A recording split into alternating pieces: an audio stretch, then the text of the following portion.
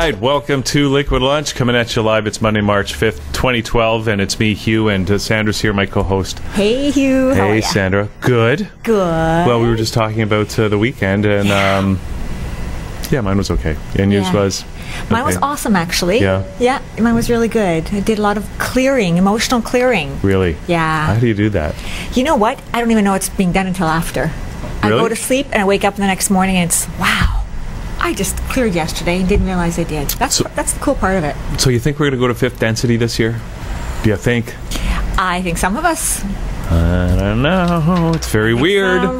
Actually, what? ahead. No, go ahead. Well, I was just going to say, we got some videos, you know, just to punctuate our conversation here. One of the things I saw, supposed to be big, and it's not, it's kind of depressing, but somebody on the internet is saying there's going to be a giant earthquake on March 22nd. Where? Where's the earthquake? Well, they say it's either going to be it's going to be Pacific. Well, you know, it's all probability, right? But highly probable. Somewhere in the Pacific Rim. He's saying New Zealand, number one. Number two would be the Aleutian Islands. Okay, so maybe this is a good opportunity for us to take note and then to collectively change that outcome because it's probabilities, right? Exactly. So that's right, and we can probably do that, right? So this is why I'm bringing it up. okay, so for everybody, let's think and feel our way around that so it doesn't happen. Okay. Because you know what? I really think there was on schedule to be a lot more disaster in 2011 than what actually happened because of a lot of the people collectively putting together that whole, you know, they say when hundreds of people meditate, you actually change. Yeah, for sure. You know, you can change suicide or murder rates and that kind of thing. So I think we can, maybe this is more informative so that we can actually make a difference instead of having to accept Maybe it as that's why YouTube was invented, right? And the internet, just in time to save us. I think we should change YouTube to WeTube. Somebody's probably already registered that, Sandra. But you know what we should do? Okay, I know we were going to play the anonymous thing. Okay, because there was supposed to be the war with Iran was supposed to start over the Christmas holidays, and that went wrong. That didn't happen. So, what do you want? See, because we changed that. That's right. We changed it. So let's do this. Let's watch. I know I said the anonymous thing, but let's play the number one. This is the information about the earthquake, just so people know, so they can like meditate on it and change it. That's a great just before we do that, let's just say we got a really great show, and packed, super packed show. Yes. We've got Gia Ionesco coming on the show. He's going to be playing Hughes Room tomorrow night, launching a new album. Very happy kind of guy. Absolutely. Luc Bihan, sculptor, is here. Promote Charma is here to talk about his company Taxevity and everything he does to help people with their taxes and more. Good time. And he and I we were on opposite sides of a debate a couple weeks ago. I was against social networking, and Promote was for it. You were against social networking. Somebody had to be. Oh, so you're playing devil's advocate. I said I would be. Okay. Blair Mills. What? You make a great devil's advocate. You do. Blair Mills is also here talking about his website, receivewealth.com. And Ted Dillon, radio show, voice actor, entertainer. And he's also here today. So it's a jam-packed show. Wow. Lots going on. But our first guest is Katherine Meow. And she's a division director with Investors. You get a little distracted by that last name. Well, there's a lot of things you can think about when you hear a name like Miao. I know. I can't. Right? I don't even know if I'm pronouncing it correctly, but hopefully well, she'll set us straight, I'm sure. She'll set us straight after this. Yes. So let's just take this quick look at the earthquake predictions for this month. Sandra, coming up in just a couple of weeks. Hopefully it won't happen. And we're going to come back. It's not going to happen. See, there you go. She just declared it. I predicted it. And we're going to come back with Katherine Meow right after this as Liquid Lunch gets underway on a Monday here on thatchannel.com. Hello, YouTube. This is Terrell. Today is Wednesday, January 25th, 2012. This is an update warning video, March the 22nd. March the 22nd is our event day on the first quarter of this cycle. Well, it actually goes from the first quarter to the second quarter. This is the center of the near-side alignment, the center of near-side orbit. It happens on March the 22nd, and I've looked at the times and found a pattern I want to share with you guys. First of all, this is my original March 22nd warning video that was made on December the 28th. This video that's running is right here, and this is where you can see more information on the astrology, on the charts, things like that. March 22nd. This is going to be a big day. For certain, this is going to be a big day. Even if there's no heavy mass object, this is going to be a big day. And we are back here on Liquid Lunch, and so there we go. So all that is not going to happen because Sandra just said that it's not going to happen. And so does one of our guests as well. That's right. You know what? That could be really depressing, though, if you really... It's important not to buy into that.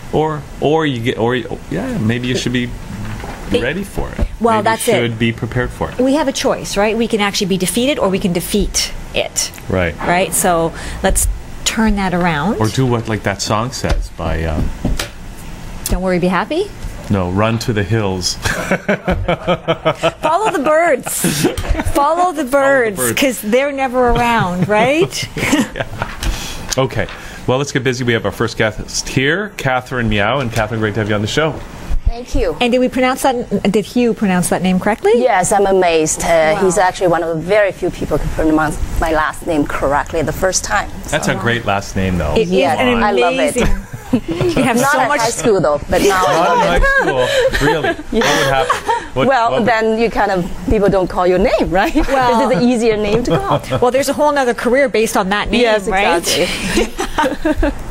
But the career you're in is very different. Yes, it is a very different field. So you are a division director with Investors Group, is that right? Yes, I am. And we were talking a little bit before we actually came on the air, and it sounds like you got your work cut out for you because you're doing so much. Yes, I am actually. I am actually running two practices at the same time. In one part of my practice as a division director with Investors Group, because Investors Group, I don't know if you know us, we are the largest. I know a little bit about you them. do? I see them everywhere. Right? Yeah, we are actually the largest financial planning company in Canada, being around for over 80 years. Wow. So one of my roles as a division director is really, my responsibility to my corporation is really to finding talent, to introduce to them about our career opportunity, and also identify if they're the right fit for our position. And also, once I bring them on board, I also train and coach them to build up their financial planning practice. So that's my corporate side in terms of managing a team of financial planners. Wow. And also myself, I'm a certified financial planner, so I also do exactly what I teach. I also have a group of private clients. I provide them with financial planning services. You know what, that's really, I think, really important is that you walk the walk. You know, it's one thing to teach, it's another thing to do. So Yes. when you get to do it, you're still on the front line. Yeah. So you're still able to relate to them, the people that you're training, Yes. from a I do what you do perspective. So I think that's really, really instrumental. It's really crucial, I think, to really make you an effective teacher. Exactly. And allows for really good relationship, I think, too, from the people that you're training as well. Yes. So it's and that's why probably the corporation set up in this unique position, because we're in the field, so we're really dealing with the client, so we have the first-hand experience to share with our new advisors to teach them, or even if we make mistakes once in a while, then we can share our mistakes with them as well. So you make mistakes? Well, not now. No. Everyone makes mistakes, when especially in the beginning too, Exactly. especially. Yeah. So how long have you been doing this for? I've been with Investors Group for about 7 years. Okay. Yes, just by the end of February. It's All right. exactly Now, 7 years. what made you want to go into that, or what were you doing before? That kind of led you to this. Well, it is an industry, actually, you'll be surprised, because when I was looking for career opportunity about 7 years ago, honestly speaking, my answer to your question would not be the standard answer that will come from a lot of people say. I do a lot of research, I find Investors Group is a great corporation to work for. But at that time, honestly speaking, I never relate myself to be someone that's working in the financial field, because I'm more, I was actually trained as someone to work in the foreign affairs department. Wow. Then I realized that I don't like politics that much, so I did not end up doing it. And then my first job is actually hotel management, and then I was in importing, exporting, and also run my own restaurant for about a year. So that's what I'm doing. I was doing before joining Investors. Which is a great. It sounds like that's kind of reminds me of my career, that you've done so many different things. Exactly. Right? It takes a while, and then you learn from everything, and then with any luck, you settle down into something where you can kind of apply all that knowledge that you've learned, and because everything helps, right? It's dealing with people, dealing with situations that you otherwise and that's actually really interesting, because they say now that we actually change careers 5 times in our life. So both of you, and myself included, are pretty typical of that. So it's never too late to change careers. And so that's the fact that you're actually recruiting people too, I guess, when as they're about to change, and who knows what they did. Maybe they were in restaurant management. But what do you look for from a recruiting perspective? What do you look for anybody who might be watching, who might be thinking, I want a career change? See, our business, when I first started, I have no clue that this is actually a people business, because we're providing personal financial planning services for Canadians and also business as well, right? So, but it's a relationship business, and I think if you look at through my career path in the past, you will notice that there's a lot of transferable skills. That's the people skill that you have in customer service. The Canadians, and also because financial products, honestly speaking, right now people are bombarded with products, right? And we have most access to all kinds of informations, but the Canadians are not better off than any generation before financially. The reason which is telling us like products is not a solution. Well, a solution is they should have a roadmap, they should have a financial plan to help them to accomplish their goals. Help them to choose those products. Yes, right? and that's where, and also they can go to different institutions and choose themselves. But the idea is if you're busy or if you're not in the business, the more you compare, the more confused you're going to be. Right. And you don't know which one is really suitable for you, right? That where comes to our service is added value to our clients. Really, our service is free of charge to our clients if they're a client of Investors Group. So people can utilize our added advice and also direct them to the right product solution as well based on their individual financial plan. It seems to me, it strikes me kind of where you're talking about how, 7 careers or more, and you've had a number of careers, Katherine, and we have, and more Canadians. There was just a poll came out today, or something. Canadians are the smartest country. No way. Well, because more people have degrees or post-secondary diplomas than any other country in the world. Right? So here we are, we have all this, and we have to go back and get retrained because we just lost our job. Right? We just got laid off from whatever company was closing down.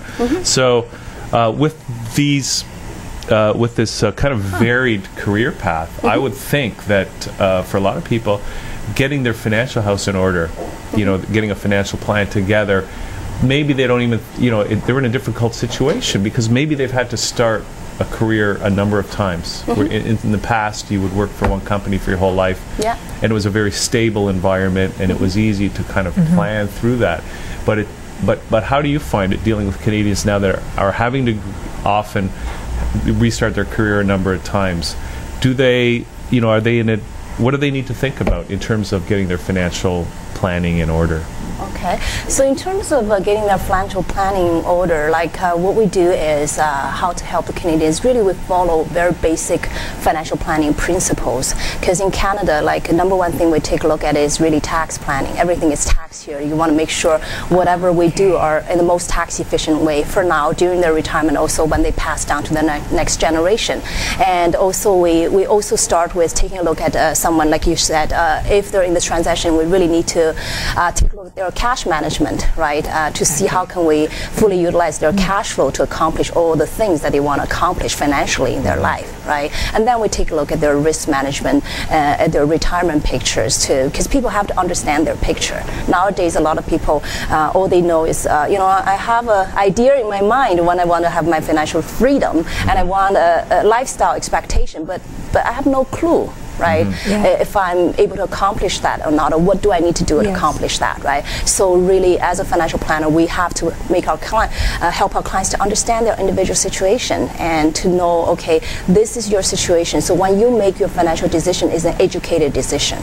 Okay. And what's really interesting, I don't know how much time we have left, but just to add, the you have a designation called the CPCA, I think, and that's a whole nother segment. That's to deal with seniors, right? Yes. And that's interesting. That I've never heard of something that's dealing specifically with seniors. Is that new? Can you talk about that a bit? I don't know how long it has been. It's because we have to go through a special course to study all the things related to seniors in terms of their health, their finance, their needs behaviors, their needs, and everything.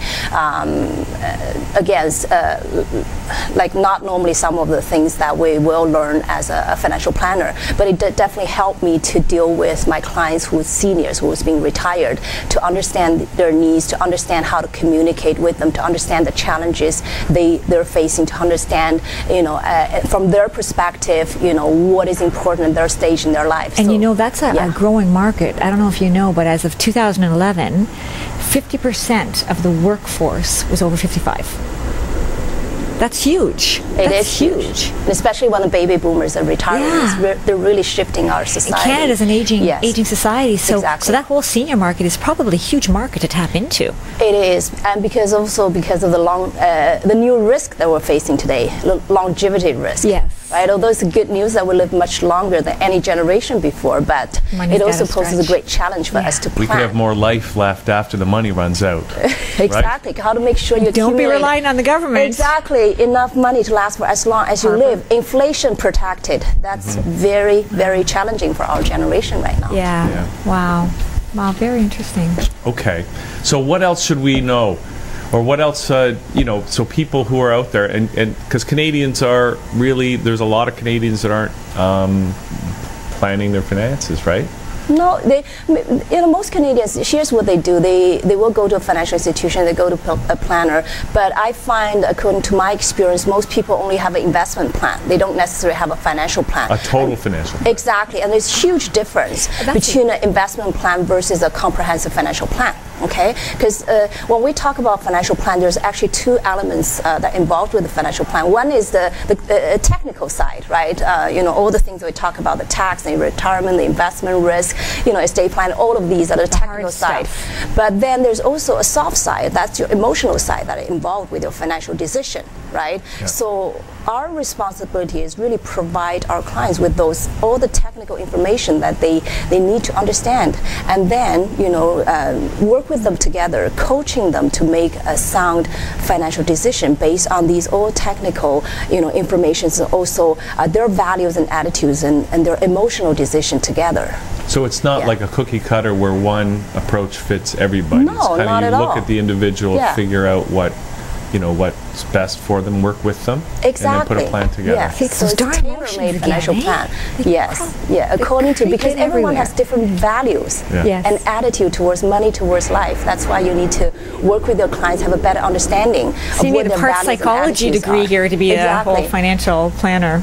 Yeah. So what's the first step? I mean, for people that want to get their plan together, do they call you, and then what do you do? Sit down Definitely, with them they can call me because I'm fully certified, and I do believe if I can train advisors in the largest financial planning company in Canada, must be very experienced and competent. Yeah. And definitely they can You're contact me. certified financial planner. Yeah, certified. I'm on LinkedIn, on my Facebook, and everything. They can definitely reach out to me and contact me directly. And as I just mentioned earlier, all of our services, my services, are free of charge to my clients, and as a long-term relationship with my clients. I help them to develop this tailor-made financial plan, help them to implement it, and also help them to monitor it on an ongoing basis. So definitely, I encourage people to talk to me and find out where they stand, and there's anything that they need to do to improve what they're doing so far. And by the way, most people who come to me, they've already done some sort of planning, but it doesn't mean they're okay. It doesn't mean there's no room for improvement. Right. Probably everybody could have somebody have another look and exactly, maybe suggest some kind of improvements. Flex a little more financial muscle. Yeah. So what's the best way for people to get in touch with you? Do you have a website? Yeah, I do have a website, and also I'm on LinkedIn. If you Google Katherine Meow, and my website page, my LinkedIn page, Facebook page, it's all on the top, and that's the benefit of have a unique name. Right. That you're not buried. Yes. Not like it's M-I-A-O. M-I-A-O. Yes. That kind of meow. Okay, great. All right, Katherine, thanks for doing this today. Thanks for coming. And thanks for the great education. to have this chat. Yeah. Thank you for having me. Okay. Thank you. Okay, here's what we're going to do, because we've got Gia Ionesco here, right? And we've got. I feel like we're running because we have such a packed show. Yeah, well, we are kind of running, but we had a great discussion with Katherine, and we've got Gia's new CD that he's releasing tomorrow night. We're going to play a track right now, and we're going to come back and chat with Gia. Excellent. Let's continue. Gia's a very happy guy.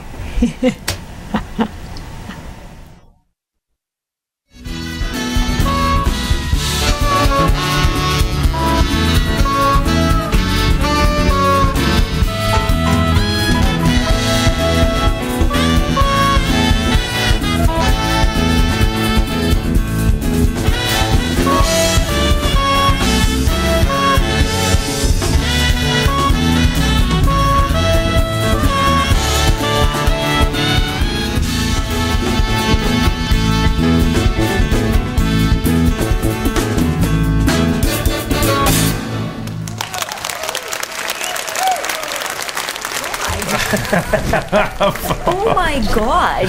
All right. That's pretty amazing. There's a track from Gia Ionesco's new CD, and Gia's here doing his Charles Bukowski impersonation, right, Gia? Hugh, Sandra, thank you for having me. Thank you for being here. It's great to have you here. Now, Sandra, you know, I'm running around during the song, but Sandra says something about you got. I get the good stuff. I get to sit and actually talk. What did you learn, Sandra? You know, well, what I was learning is, you know, we were talking about we changed 5, 6, 7 careers in a lifetime. Gia, you've had so many degrees. I mean, you can count them on both hands. It's unbelievable how the scope of the education you have. Actually, a master in this, a master in this, and a major in this, and a major in that. Actually, it's just the degrees. The actual jobs didn't happen too much. So you're highly educated. You're highly educated, and you're sweeping the street? No, not that bad. It's like I like music so much that I said I cannot be an engineer for the rest of my life. So I said, let's switch to music. And when I finished the university, and I got a master's in composition, musical composition, and piano performance, I said, that's what I want to do. So you went from a master's in engineering? Yes. What kind of engineering was it? Hydraulic engineers. Pumps, turbines, all kinds of goody stuff. Why can't you use hydraulic oil for lubrication? Very hard question for an engineer. Okay. I take the fifth. Not answering right now. Okay.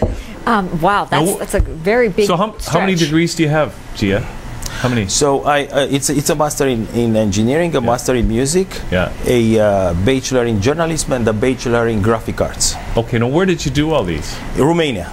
Oh, you're from Romania. I'm from Romania originally. I lived in Israel for 5 years, where I also were a student. You have a master in Jerusalem too. Yes, at the University of Jerusalem, Academy of Rubin of Music. And after this, I came to Canada. So how long have you been in Canada? The best country in the world. Yay! Why do you say that, Gia? The smartest people, apparently. Because the intellectual property is very, very well respected. I had the chance to the Canadian SOCAN, the Canadian organization. I had the chance to really work for me when somebody kind of in a pirately way put my songs on a station. They found out and they told me. Wow. It never happens anywhere in the world, this, you know, but in Canada. Canada is very strict and serious about everything. Is that the only reason why? A lot of others too. So now you've got an album coming out tomorrow, right? March 6th. Yes, sir. You're releasing it down at Hugh's Room, right? At Hugh's Room, Tuesday night. Everybody is invited. You are my guests of honor, and everybody else. And we will have a stellar distribution. The personnel is fantastic. Pat LaBarbera, who played with Elvin Jones and Buddy Rich. Clifford Ojala, who played with Tom Jones and Wayne Newton. Wow. We have Reggie Schwager, who played for 10 years with Sir George Shearing. And so on, Johnny Johnson, who is #1 Canadian saxophone player. He's just featured on Holy Cold's last CD and DVD. That's quite a lineup. We have Wilson Laurencin from the Open Mic Show and Jimmy Fallon Show, the drummer. And Pat Kilbride, professor at Humber College of Bass, the best player in Canada.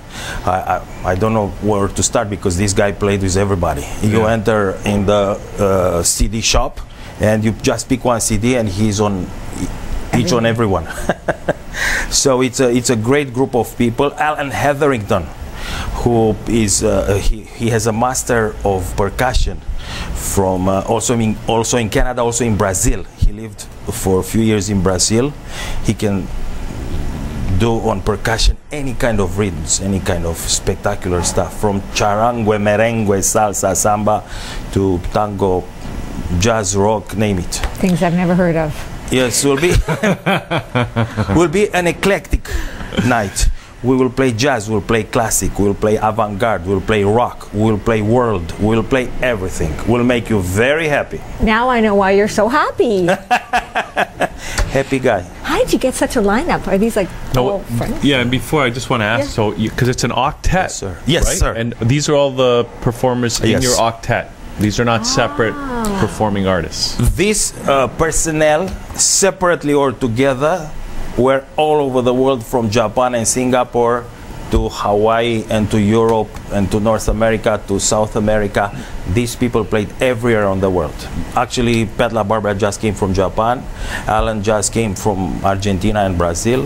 Wow. So how did you manage to get all these fabulous players together? I have to give thanks to my producer, Sunny San. She's here in the building. Who has to do... Good job. Amazing. She runs like a yo-yo, and she has to do the puzzle. This guy is free on this date, this guy is free on this date. How we put them together, how we manage. So she did an amazing job, and I am very grateful to her. Without her, wouldn't happen. She's the guest of honor for tomorrow night. She is the guest. She's the host of honor, actually. Does she play any instruments herself? She is an amazing person who takes the fifth also in this one. Just like I asked you if you could sing. Only in the shower. And only when I'm alone. No, I used to sing in the choir, but now the voice is not that good. I let the space for people who have really beautiful voices, you know. Do you have vocalists coming in tomorrow, or are there any vocal tracks on No, the there CD? are not on this one, but we have also tracks that use the vocal scores. On this one, it's everything, it's instrumental. Yeah. Nice. So now, so you were primarily a jazz. Well, you mentioned you're playing all this different music, but this Classic record and here, jazz. this record right here, is this a jazz? It's jazz meets rock meets symphonic meets Latin meets salsa, samba, reggae. So it's a fusion. Actually, it's jazz. Oh, yeah. From Gia Ionesco. Thank you very much. Oh. Hey, Gia. Full of himself. But what does that say? Yes, I was just thinking that.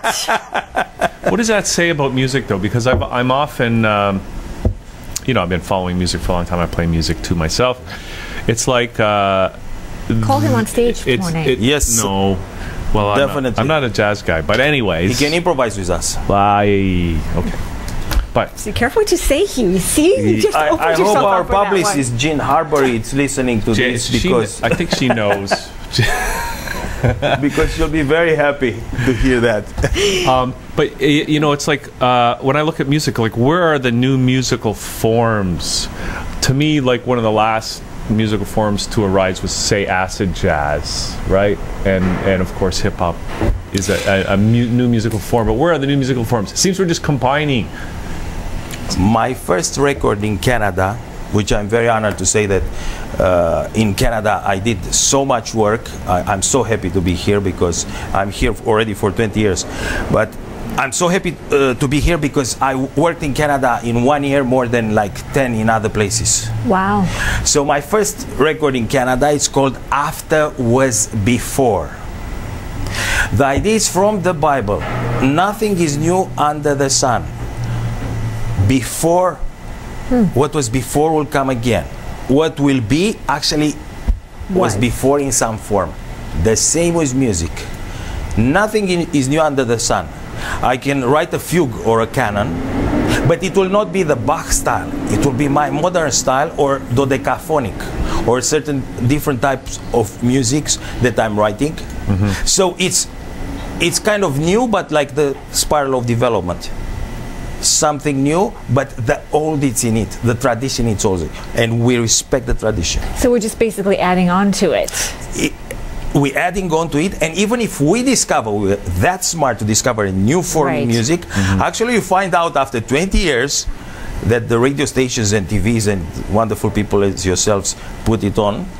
We found after 20 years that it was written, that form, 2 centuries ago by Gesualdo or by, I don't know, later on Bohuslav Martino or some unknown guy who discovered it and nobody knows about it. You know, it's the same thing with fashion. Just repeats itself, right? Yes. Same thing with history. The history Well, repeats I don't itself, know. so. Well, see, my theory is that where there were trends before, you know, like there was there was a jazz period, and then there was a rock period. Or in fashion, you have, the bell bottoms are big, and then the long hair is big, but now it seems like anything can go, and everything goes, and that everything is now acceptable. There's no predominant trends. It's like you have all forms of music available. At certain periods in time, music evolved that way. And after this stagnated for a while, and again it burst out. So you have like in the 18th century, the Baroque period, flourishing, instruments were better. After this you have in the 19th century, coming a little bit of a down after this. And after this 19th century, the Romantic period. The fancy pianos appear now. Liszt and Chopin, everybody, it's a virtuoso. It comes again, people grow up to that also, so always they discover new. Schoenberg came. We can use all the 12 notes. That's why it's called dodecaphonic music. So always happening something, and always it goes up, it goes down, and again it goes up. Looks like you said that now we had a huge outcome of different styles all over the place. And nothing is in or nothing is out. Everything is in. Everything is in. Which is great because it actually reflects diversity, doesn't it? Yeah. Except elephant pants. They should not be in. Even though they are What's in, wrong they with should elephant not pants? be in. How about the pants that hang down that are like by the knees? Yeah. How about those? Those are good. With happy faces on them. It's happy faces on the underwear, right? All right. I have to check. I don't know today. How can you not? It's in your face. Well, okay, wait a second. Well, maybe not. Okay, no, let's forget that. It's Hanes, as Jordan says. Don't look at it. It's Hanes. Hey, Gia. Well, no, we were talking, and you were here sitting while we were bantering earlier, and you were watching that earthquake stuff, and you just kept saying, no, don't worry about it. Everything's going to be great. You got such a great kind of happy outlook, I totally am with Sandra in this one. It will not happen. I noticed that she's an optimist also, and I'm with her where I belong to the same team. It will not happen, people. No way. You can take Live that your to the lives, bank. be happy. How many times they said, it's the end of the world, look what's happening, the satellite will fall, the meteorite. Yeah. And nothing happened, we're still That's here, true. That's true. God wants us to live another at least 10,000 years, I'd say, on this planet. All right. So we're okay for the next little while. But if time is speeding up, 10,000 years could mean one day, right? That's right. Einstein theory. We hope it stays as it is. We hope it stays as it is. So this is going to be a fabulous launch It sounds tomorrow night. amazing. Great party, everybody. It's invited. These people are awesome. We'll have people from Hollywood. I'll let it be a surprise, but the famous Hollywood director who I worked with will be there tomorrow night, and so on. We'll see what's happening. Yes. Sounds awesome. You can watch me on the Kennedys. I'm the piano player who appeared for half a minute in episode 6. Wow. Look at that. Wow. And what time do you guys go on stage tomorrow 30 night? seconds of fame? Yes, 15 minutes of, not even 15 minutes. Yeah. What time's speeding up? It's now 30 seconds. Hey, you might be right. What time do you guys go on stage? 8:30, and we will go till around 12:30. 11:30, 12, Okay. probably. And what time? Or however the spirit takes you. Yes. No, the last time I went down there, I went about 6 or 6:30. Got the dinner because they have good food down there. Yes, very good food. Yes. So you can go there. It kind of reminds me of those you see in the classic movies, back in the 50s. You go out on a dinner date. You go have a dinner, and then there's dancing and live music, and it's just like. Well, even though it was in the 50s, everything goes now, right? So it's modern now too. Yeah. So. You'll love it. Good. You have to come down. Okay, Gia. You have And that's to. a Hughes room. Yep. At your room. Hughes room. That's right. It's my room. It's on the story. Roncesvalles and Dundas. Yep. Roncesvalles and Dundas. One of the best rooms in the city. Yes. Yes. Sound is Yes, amazing absolutely. there. It's And an The amazing publicist for house. the night is Gene Harbury. Good old Jane. And now you're going to have the record? available for people to buy it tomorrow? Yes, and posters we'll have, and all it's a double album too. It's a double album, and it's an interesting name, Anatomical Signatures. Yes, the idea came as we have completely written songs, and we have completely improvised songs. So it's our way of expressing it. And I want these guys to be happy because they do so much hard work day in and out, and they have to do this and have to do that. And I said, guys, with me, you express it. You say what you want. We do these songs. Tell me what you want to do, and we'll do it. You know. So they are very happy to do it. So it sounds like that happy vibe that you brought in here today is going to continue tomorrow with the group. And happy musicians are awesome musicians. And they create a stable planet, so there's no earthquakes. There you go. And they can also operate coffee machines. Wow, that is top of the resume. Okay. Yes. Can they go to Starbucks? We have a joke because we were at Alan's rehearsing once, and he has a very fancy machine, new stuff. Nobody knew how to operate it, and everybody asks, "So how is Alan?" So Alan is in the band. Actually, he's an amazing musician. Alan is in the band because he's the only one who can operate the coffee machine. See, he made himself irreplaceable. Yes. See? There you go. That's the trick. Don't worry about the 5 different jobs. Just know how to operate that coffee machine. You're good for life. You'll be fine. Okay, Gia, we're going to play one more. Thank you so much. We're going to play one more track just to give people a taste of what they can expect tomorrow night at Hughes Room.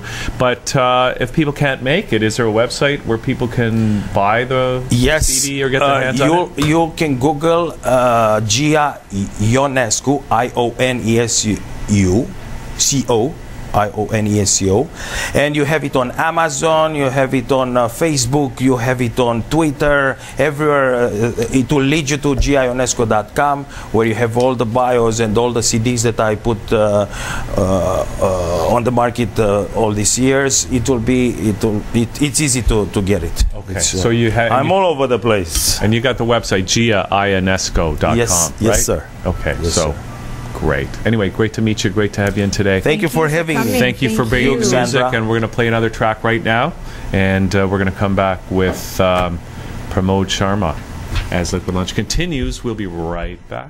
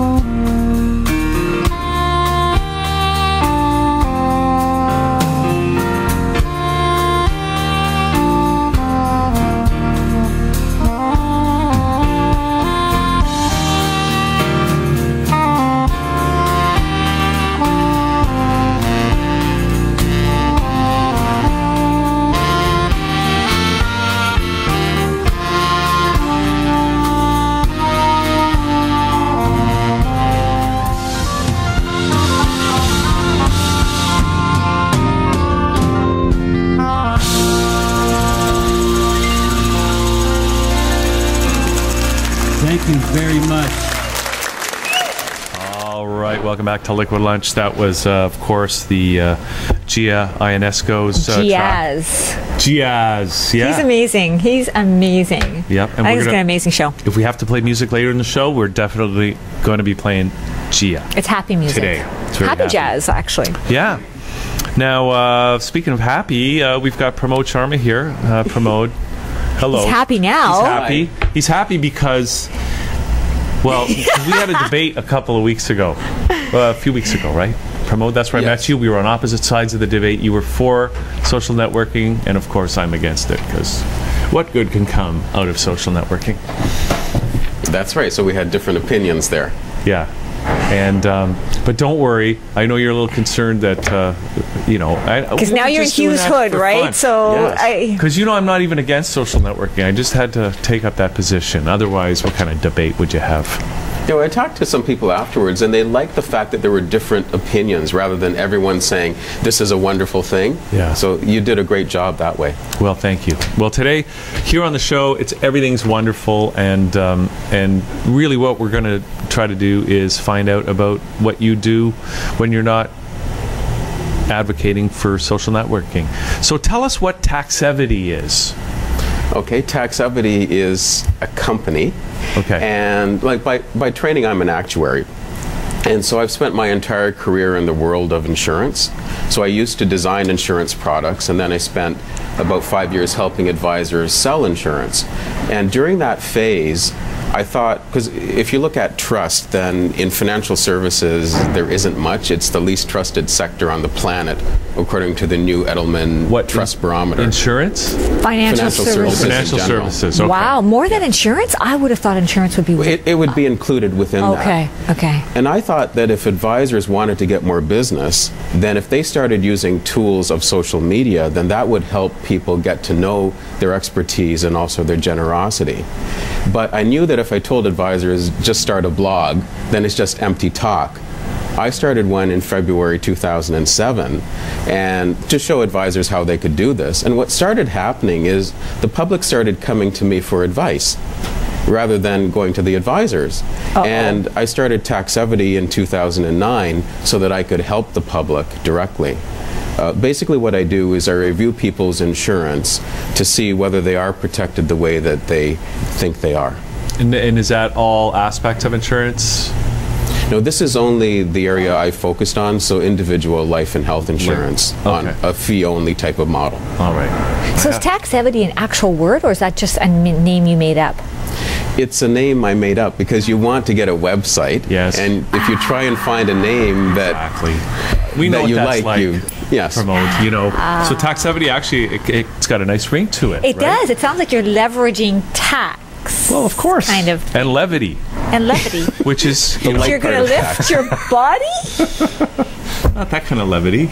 You know, just like having a good time. Fifth density tax? It's like that song by, what's his name? Are they going to tax Fifth Dimension? No, there would be no tax in the Fifth Dimension. Okay. But there might be insurance. Right, Promote?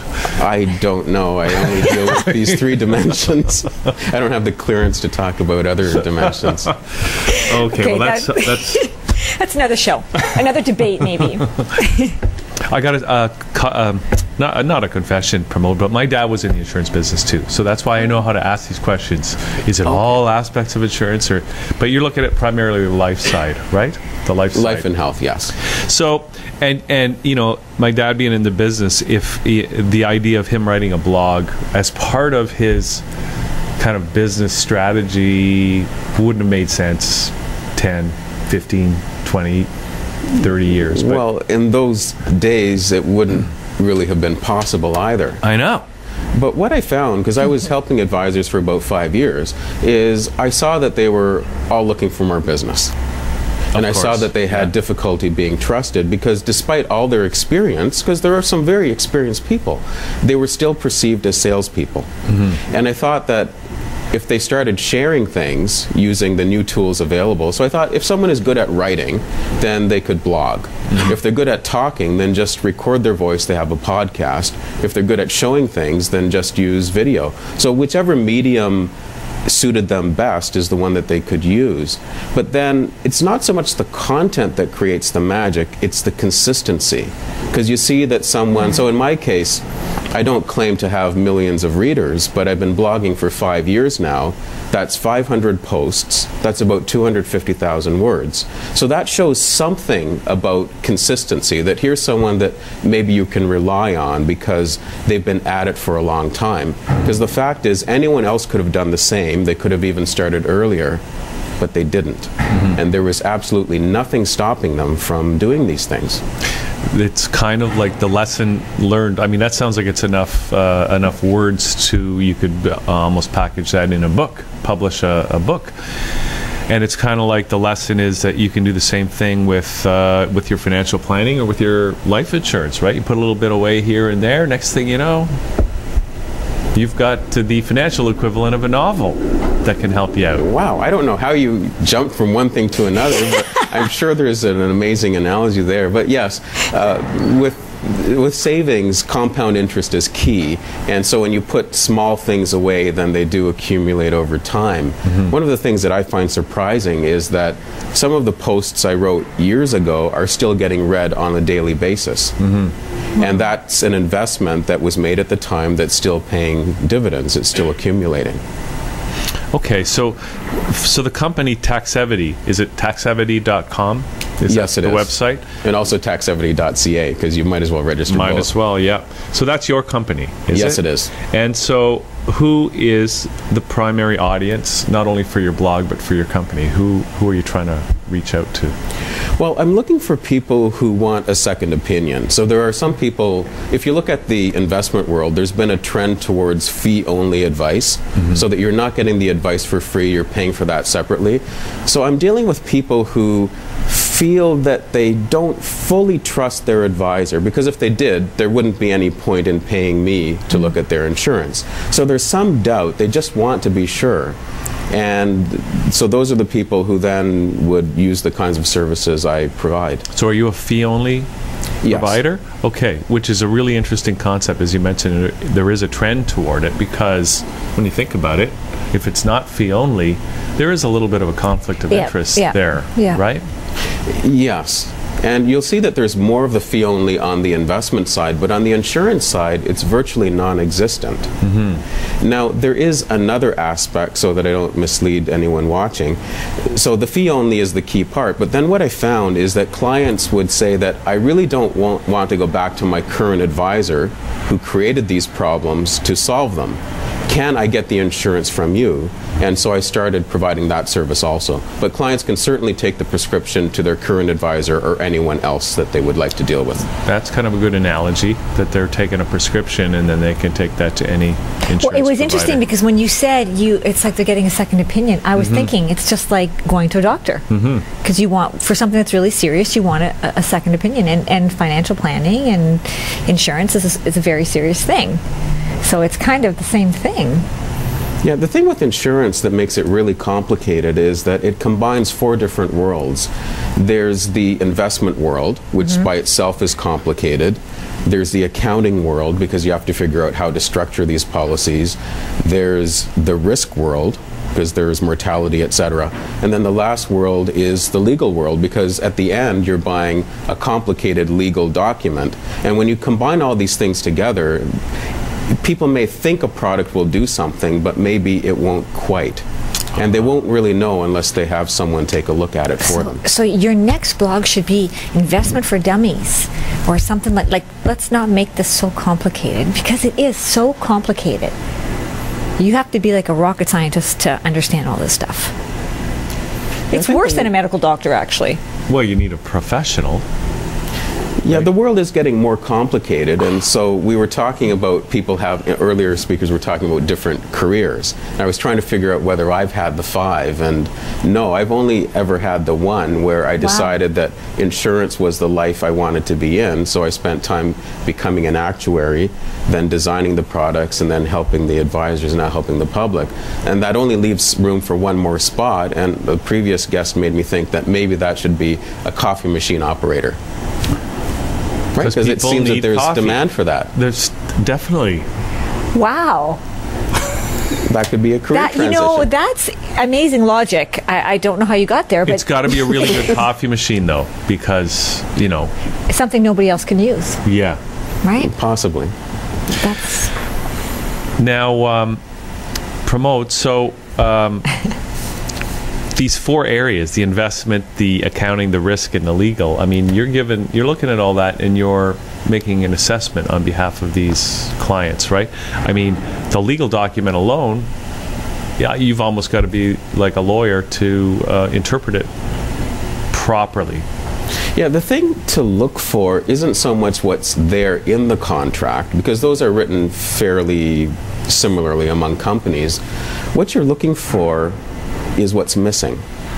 Because if you don't know that something should be there, then you don't really notice its absence. You won't see that so much in the contracts, because Canadian insurance companies are run quite well and they're quite competitive.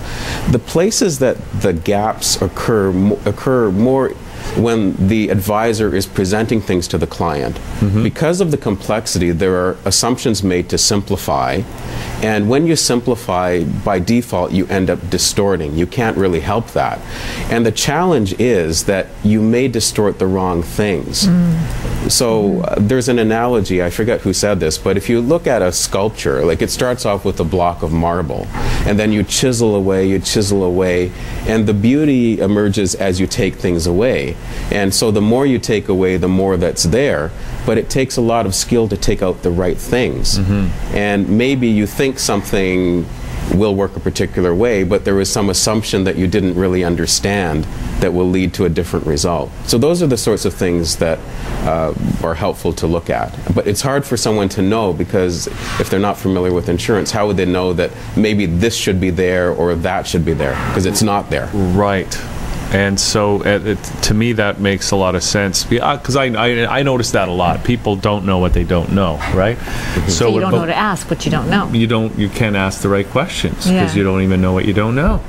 But here, in this instance here, somebody who doesn't know a lot about insurance, and who does, unless you're in the business, and even if you are in the business, right, there are different levels of expertise, because there are people that are new in the business, and then there are people that have been around for a million years.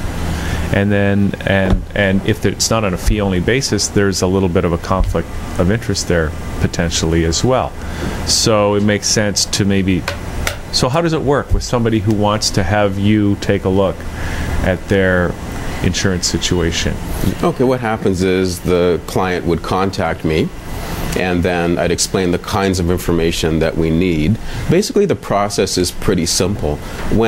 So this isn't financial planning where you're looking at someone's entire life. It's more that someone has a particular problem. They want to deal with that. It could be an immediate problem, it could be something longer term, but there's something that's bothering them. And so we meet to review what it is that is bothering them and look at what they currently have in place, and then I go away and I analyze to see what the gaps might be and how they can be filled. Okay. And then now, do you charge for that service, or do you charge for the first consultation? I don't, like, the first meeting is free, so that's more of a fact finding. What I'm trying to do, because in business a lot of time can be spent trying to find clients, and so through social media people can get a sense of you online without the hassle of taking their own time to meet you. So I try to be as transparent, authentic as I can online. The idea is to polarize people. So some people will say, well, this guy isn't for me, or they'll say, well, hey, this is exactly what I'm looking for. So they're essentially pre-sold already. And then what happens is in the next meeting, which is 2 or 3 weeks later, I'll present the findings, and if the client is happy with the findings, that's when they'll pay. Well, I think that now, since we originally met under this in this context of talking about social media, I think that's the real advantage of social media, is that because sales is about relationship building, and maybe we shouldn't even be calling it sales anymore, because really it's just about that relationship, and it's about helping other people, right? And I agree with you 100%. With social media or with internet video, you are already in a relationship with you, and people are either resonating with what you're saying right now, or they're not, and that's okay. But you only want to work with, people are only ultimately going to work with the people they want to work with, the people that are resonating with them. And the social media allows for you to have, like you said, you're already pre-sold. So to some degree, because they're contacting you already with a feel for who you are, so you've already got your foot in the door. It's not a cold call, in other words, right? Right, that's the idea. So where are you on the network? Where, Facebook? Are you LinkedIn? How do people? Where's the best place for people to find you? I'm not really on Facebook because I don't have any friends, so that wouldn't be of any use to me. Financial people don't have friends. No. You start off with friends, but then eventually you have none. I focus on LinkedIn. And so what happens is when I meet someone, I'll ask them if they're on LinkedIn, and then generally they are, and ask them if they would like to connect, and then we'll connect. Now, when they agree to connect, it's not because they wanted to have their insurance reviewed. They connected for other reasons. So I figure that once they're in my network, I am their steward, and I am there to help them and nurture them, etc. And I figure that by definition, people on LinkedIn are interested in marketing themselves and their businesses better. And what I try to do is have regular updates that relate to marketing. And that way, they're reminded of me in a positive way, because if I contacted them daily or weekly or monthly about, hey, would you like your insurance reviewed today, then I won't have a network. But just that familiarity helps, and then a situation will arise where maybe they would like a review, or they meet someone who could benefit from one, and they remember me because I've been in contact with them. So how much time would you say you spend in your job, okay? Say it's a 40-hour week. Okay, how many hours would you say that you spend on that actual aspect, that component of the business? On the LinkedIn part? Yeah, on the social media part. Okay, well, the social media in total takes about a day a week, So which is about 20%. Saturday. So it's not okay. Week. Okay. The thing that takes the most time, the thing that takes the most time is the blogging, because I write 2 blogs a week. One is related to marketing, the other is related to risk. And I don't know how to write, and so it takes me longer to do that. I mean, I can write, but maybe there's some brilliant ways to do it faster. But the way I look at it is that the writing is philanthropy, that what I'm doing is I'm sharing the best of what I know for free. And rather than donating money, I'm donating my time. So if you exclude, and expertise. Yeah, so if you exclude that part, because that is optional, the other stuff, say the LinkedIn and Twitter, that would be maybe a couple of hours a week. Okay, so that's minimal. So your return is quite good then for the amount of time that you would spend on the social media part. Yeah, the consistency is really what's key. Okay. And you need to look and see how much time you have. So I haven't been on LinkedIn for the last couple of days, but when I'm on, say maybe later on today, I'll set my timer, countdown timer, 15 minutes. What can I do during that time? And today, because I've been away for a few days, maybe I'd need another 15 minutes. But I'm cognizant of the time, because otherwise you can be sitting there and, oh, it's time for bed. Or it's time to wake up, depending on when you start. Yeah, you can get lost in that world. Oh, it's true. Well, that sounds great, Promote, because it's really like it's about the relationship, and you're already helping people with the blog, with the marketing and the risk advice, and I think it's that emotional connection too, right? That Katherine was also talking about, the financial planner. There's that whole emotional component. I think that's what you're doing, because you're personalizing it and you're letting them get to know you. Yes. Right. So it feels more personal. So there's more of an emotional connection, and that goes to the relationship you're talking about. So I think that's. I think we really should stop looking at it as sales. It really is. Yeah, it's really just a relationship and helping people. Yeah. So now, where do people get in touch with you, Promote, or if they want to see your blog? Okay, the easiest way would be to go to the Taxevity website.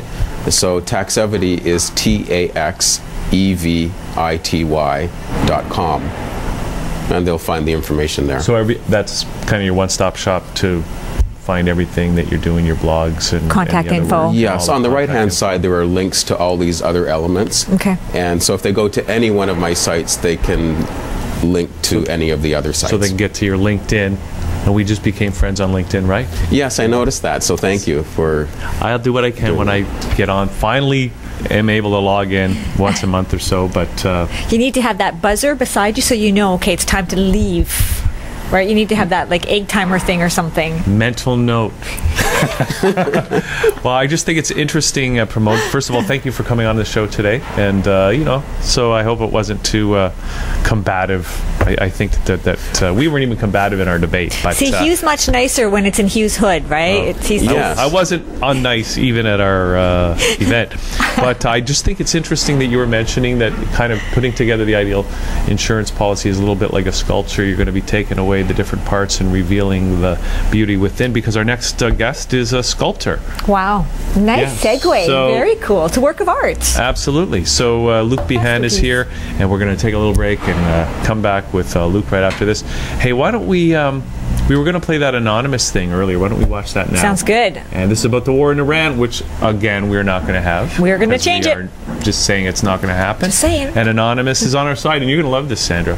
So we'll watch this and come back with... By the way, we do forgive. That's right. Anonymous says we don't forgive. We forgive. Okay, so here's this, and we'll be back with Luc right after this. Thatchannel.com. White noise or something to tap your foot to. With sadistic glee still warm over Gaddafi's public torture and execution through the streets of Libya, the bloodthirsty, mind-controlled Western public will counter Syrian overthrow a nice after-dinner mint, while monstrous illegal death drone attack reports on innocent civilians in Pakistan and Somalia are savored pastries while sipping their morning coffee. A monstrous world unleashed while citizens nod and sway to the rhythm of dystopian mechanized war and control. Such as today's surreal world environment. 10 years of genocidal wars, and now these latest barbaric atrocities in Libya have made their inroads even broader in the Middle East and even more in the human mind. And as they continue their saber-rattling and massive propaganda campaigns, little do people realize they're garnering a tsunami of unspoken public permission with each passing day.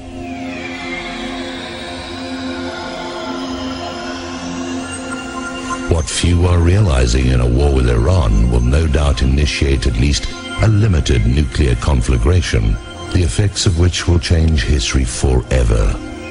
Diabolically couched as a preemptive strike on a rogue nation to save Israel and US interests, such a move will inevitably draw China and Russia into the conflict. Don't think so? When you come to realize that's exactly what they want, that's when you'll know you're waking up. When you know a new world order is the desired outcome, you realize the old world order needs to be debunked, crippled, and reset. The global financial and economic structure has been brought to the brink. Sovereignty is being scuttled worldwide, and the population is taking to the streets. Need I say more? Any way you look at it, be forewarned and prepared emotionally, psychologically, spiritually, and practically. While a nuclear war seems an unlikely horror that sane men and women would want to avoid at any cost, a quick look at history, and especially current events, shows something very ugly and aggressive is marching toward a self-defined goal. It does not represent you and me. It's their design, and apparently must be done at any cost. That, my friend, is a fact of life in the world we're living in.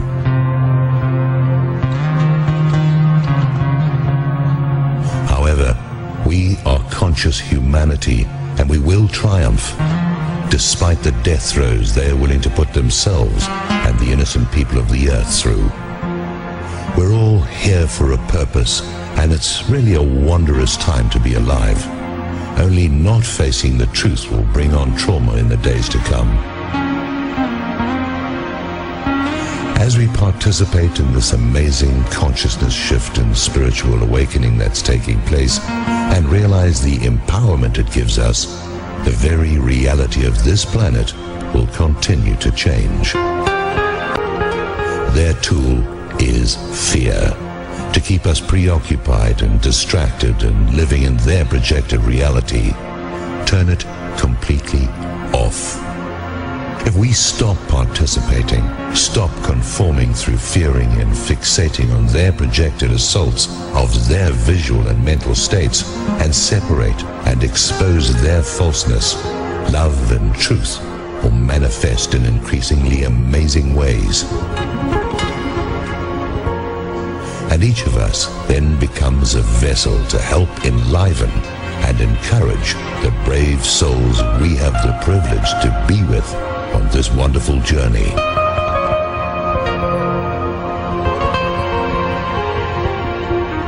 I know, wild ride, eh?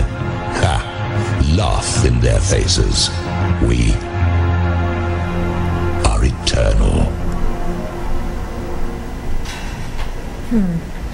Yes, we are eternal, Sandra. We are, but you know, can you look at that face and even take that seriously? Yeah, it's Guy Fawkes mask.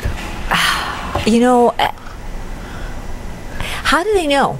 How do they know this information? Who? Anonymous? How do they know? Anybody can be anonymous. Yeah, but you're saying it's going to bomb. The Olympics are going to be bombed.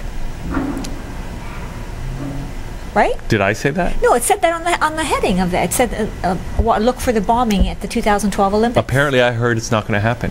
Okay, so is that outdated then? Is that video outdated? Because that's what it said on the headline. Unless I read that wrong, well, that's what it said. Who knows what's going to happen? We just saw another video that's going to be a big earthquake that you guys are going to make sure that's not going to happen, point. Right? That's a very good point. Nobody knows. You know what? We create our own reality. In spite of what some people think, we do create our own reality. So we get to choose. No, I remember the last time you said that, we got into a big debate with one of our guests. Oh my God. And we've got Luc. I thought we were creating World War III at that point, actually. See, we got Luc Bihan here now. And Luc, what do you think? Do we create our own reality? We totally do that. We do. Okay. We want to avoid fear, including the mask of whatever he was saying. Yeah. So avoid fear and create our own reality for sure. Yeah. All right. And you're a creator because you're a sculptor and you have a school in Toronto, right? And I've been by your school. It's on, where is it? Greenwood, just north of Danforth, is it? That's correct, yeah. Yeah, so I've seen it and wondered about it. And maybe people have even invited me there, but I'm not sure I ever have been there. So now you're looking for another invitation to go there? No, not necessarily. Okay. But because I wasn't so subtle, Hugh. Oh, okay. Well, I wasn't even thinking about that. But Luc, great to have you here on the show. And you're from France originally, from Brittany. Brittany. I'm a Celt, a French Celt. A French Celt. French Celt. Which means we're, and most of the French in Canada are from Brittany. I think. The first wave of immigrants, French immigrants, were actually Celt because they were oppressed by the king. Because they were believers, so during the French revolutions, they were actually prosecuted. So they knew how to sell, they took off and went across to Canada. Right. So half of them are actually, of the original Quebecois, are from Brittany. Which is most of the other English Canadians are actually Scottish or Irish or... Which kind of makes sense because that was the portal. I mean, all of the boats were leaving from Brittany. Right. So they all took off. So we're all related deep down. We're all related, regardless of where we come from. Yeah, absolutely. Okay. So now, why did you leave France? Because I tell you, I've been to France, and when I was there, I didn't really want to come back. Because they don't have peanut butter there. Yeah, I like peanut butter. No, they don't sell peanut butter. They don't have peanut butter? Yeah, I do. Who doesn't like it? I met somebody from the south of France, and he was buying all the peanut butter up here, taking it back with him because he can't buy peanut butter there. That's true. We don't really have peanuts in France. See? It's not something we eat. But anyway, don't know what you're missing. Yes. To go back to your questions, yes. I never felt good in France, and that surprised most of North American because they would think, beautiful country, culture, the arts, but I'm a creator, and I create in a state of meditation. So whatever, say I take a lump of clay and come up with something, and at one point it starts taking shapes, and boom, here it is. And then I move on to the next one and try not to think of what I do, right? So I'm really in my bubble and create. Now my work is very eclectic, but mostly figurative. And everywhere I go, my style changes. Whatever happens, whatever radical changes happen in my life, new wife, new love, depressions, whatever happens will actually affect my creativity. That's because I'm kind of I'm in meditative state. I'm like, so whatever the energies around me, I feed myself with it through clay and produce some artwork. And my artwork in France was very expressive, very strong, but I couldn't create beauty, couldn't create a woman's beauty. And I didn't like it. And I had that experience in San Francisco. I did fine art in San Francisco. My artwork was beautiful. Came to Canada, I did 2 women's portraits, one after the other. And they were beautiful. And so I've been here since then. So it's the feminine energy. Well, that's a really interesting concept. So when you were in France, before, you didn't really have yet a chance to compare how you would work in another environment. So at some point, I did though. You did? Yeah, I started in San Francisco, Yeah. Then I went to South America. Then I went to Paris for 14 years. I had to stay 14 years in France, so for some familiar reasons. Yeah. But as soon as I took off, and I went to Toronto. Did you know you were going to be able to create beauty in Toronto before you came here? No, but because I believe in the stars or whatever I can believe in, feed myself in anything but the reality that I've been cultural fed with. So yeah, they told me that Toronto would be a better place. It's actually the best place in the world for me right now. No, why do you say that? Because I asked a guru, or he was actually a Reiki master. I shouldn't call him guru because it can be a little bit pejorative. But it's there's a software where actually you take your date of birth and you take the time and where you are at, the locations, and then you compare all of the astrological planets. So all of all the locations, and whatever is happening at the time at your place, and then you get like a map. Oh, really? Yeah. So pretty much, if you plan to move to a country, you can Google it. I'm sure you'll find it on the net. It's a software, really. And you enter those 2 dates, and then you find the best location for you at the time. Now things change along the way, right? Right. So you got to go back and re-enter the data. No, I'm fine. No, I know, not you. I just mean anybody. Yeah, that's you. True. Yeah. It's like that song by Lip Sync, But it's funny because if you're let's say a killer in one country, you could be a beautiful man across the globe. It's interesting that you should say that. I remember a few years ago I had the chance to go and spend some time in New Orleans for more than a week. Seemed like a lifetime almost, but I felt like a different person down there.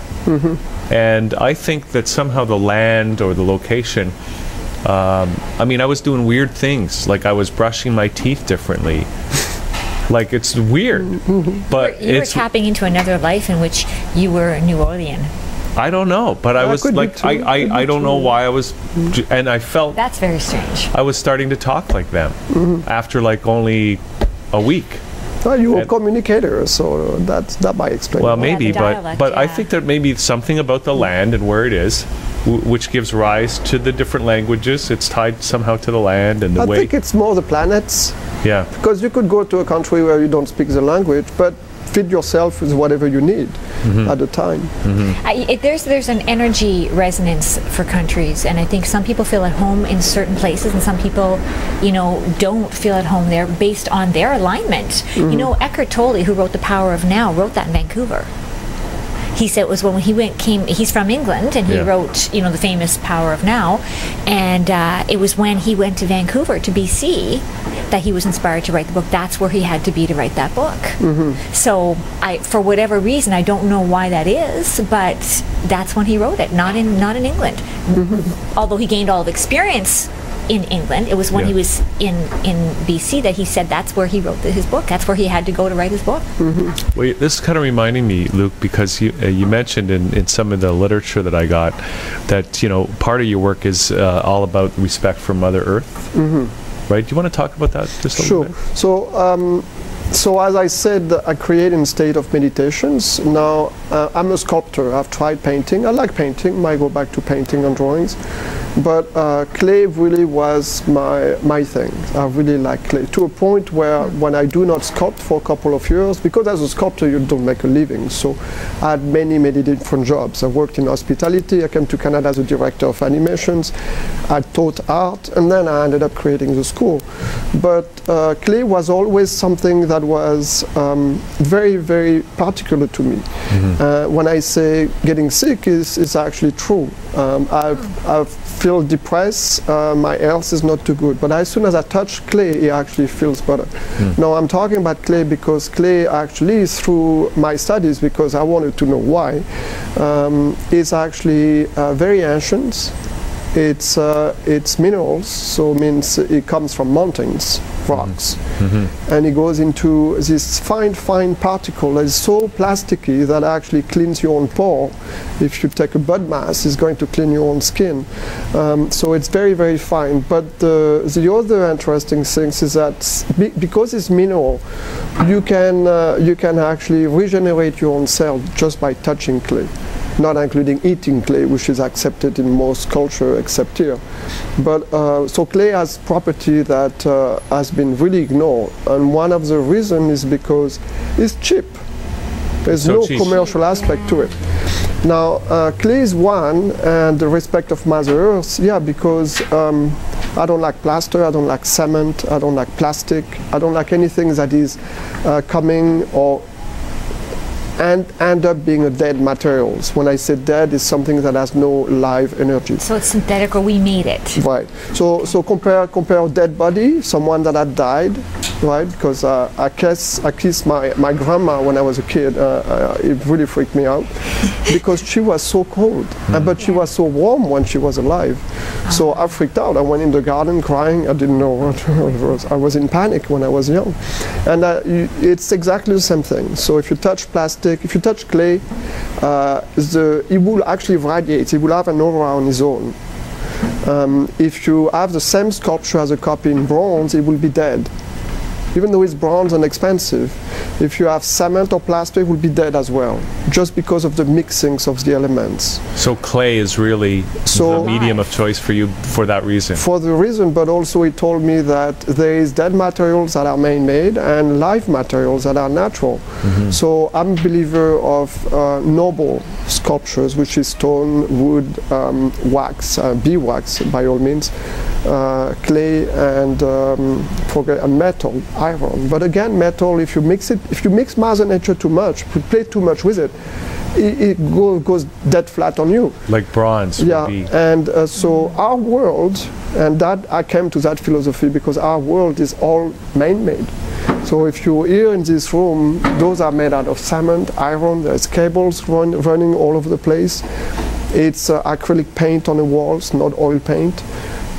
So you actually make yourself sick to a point where if you compare the life of people living in the countryside in their little wooden houses with their goat and little vegetables and whatever they need to live, they will still survive the people in the city with the best food, the best care, the best doctor, the best vitamin and mineral you can think of.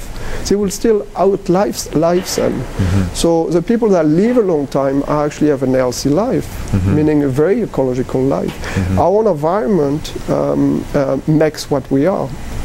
And the other thing that has been added to that philosophy is health, because now I'm married to a Japanese lady that is a naturopath, and I've been learning a lot of things about what naturopathy is, but also the good things about what Mother Nature can help, and how cheap it gets. How common sense it is, and how foolish we are being by listening to whatever they tell us. So health is actually a big part of it now, to a point where actually clay is therapeutic. Clay, we take field trips at the school. We take kids. If the kids are hyperactive and you sit them down and give them a bowl of clay, just touch the clay. They will automatically come down. Really? Yeah, because it's calming. So rather than taking Ritalin for ADHD, give them some clay to play with. That's correct, yeah. But it's true clay is very powerful, but there is anything that is alive in Mother Nature. Did you say you could eat the clay? Yeah. I was reading an article, it's on my blog actually, but there's an article about ancient culture and eating clay. And in the wild world, the animal world, if for instance a deer is sick and cannot follow the other deers, is going to step out, is going to go by the swamp, is going to lay down, is going to eat clay, and that's all he's going to eat. He's going to eat clay, and is going to lay there for 2 days. After 2 days, goes back on his leg, and run back and catch the others. I think there's isn't there like bentonite clay you can, it's actually, you can eat that to detoxify? I believe bentonite is good for certain reasons, but I would believe any clay is good. I mean, think of the animal. Do they eat bentonite clay? It's just the bentonite tastes so much better. They go into the store and they put their paw down and say, you know, can I have some bentonite clay doesn't taste. It's crispy. It's crispy. But please eat it in powder, because if you take a ball of clay and try to swallow it, it's going to be difficult. I would think it would stick to your inside. You know, I just heard of something. No, but it's funny because he actually cleans. He cleans think of a mud bath, right? Yeah. So you cover yourself with mud, and then you lay under the sun, and everything crackles, everything comes out, and then you go shower, and your skin is soft, right? It took all of the impurity in your pores, in your skin, off. Now, if you think of the same thing inside, if you have a stomachache, right, or if you don't feel good, you eat clay. Clay will actually capture everything. It's like the good cell versus the bad cells, right? So.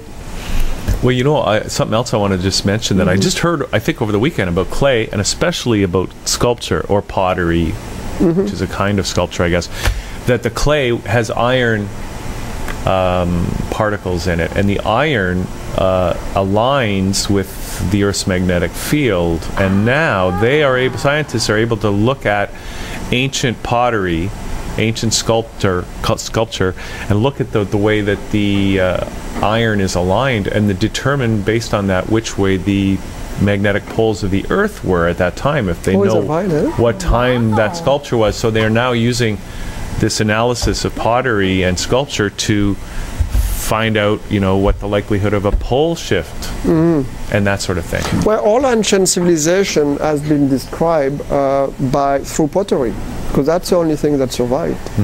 Even stone doesn't survive as well as fired pottery. Really? Yeah. So if you want to retrace, you know, civilizations 4,000, 6,000, 8,000, 20,000 years ago, by all means, then you're going to look at pottery. You're going to glue all of the pieces together. You're going to check and whatever instrument they're using, and you're going to learn a lot about it. Wow. Yeah. Really? It's a first artifacts. So forget all the geosmology or whatever. Go to the clay to see if the poles are shifting. Forget NASA. Right? Go to the sculptures. Is that what you're saying? That's what I'm saying, Sandra. Wow.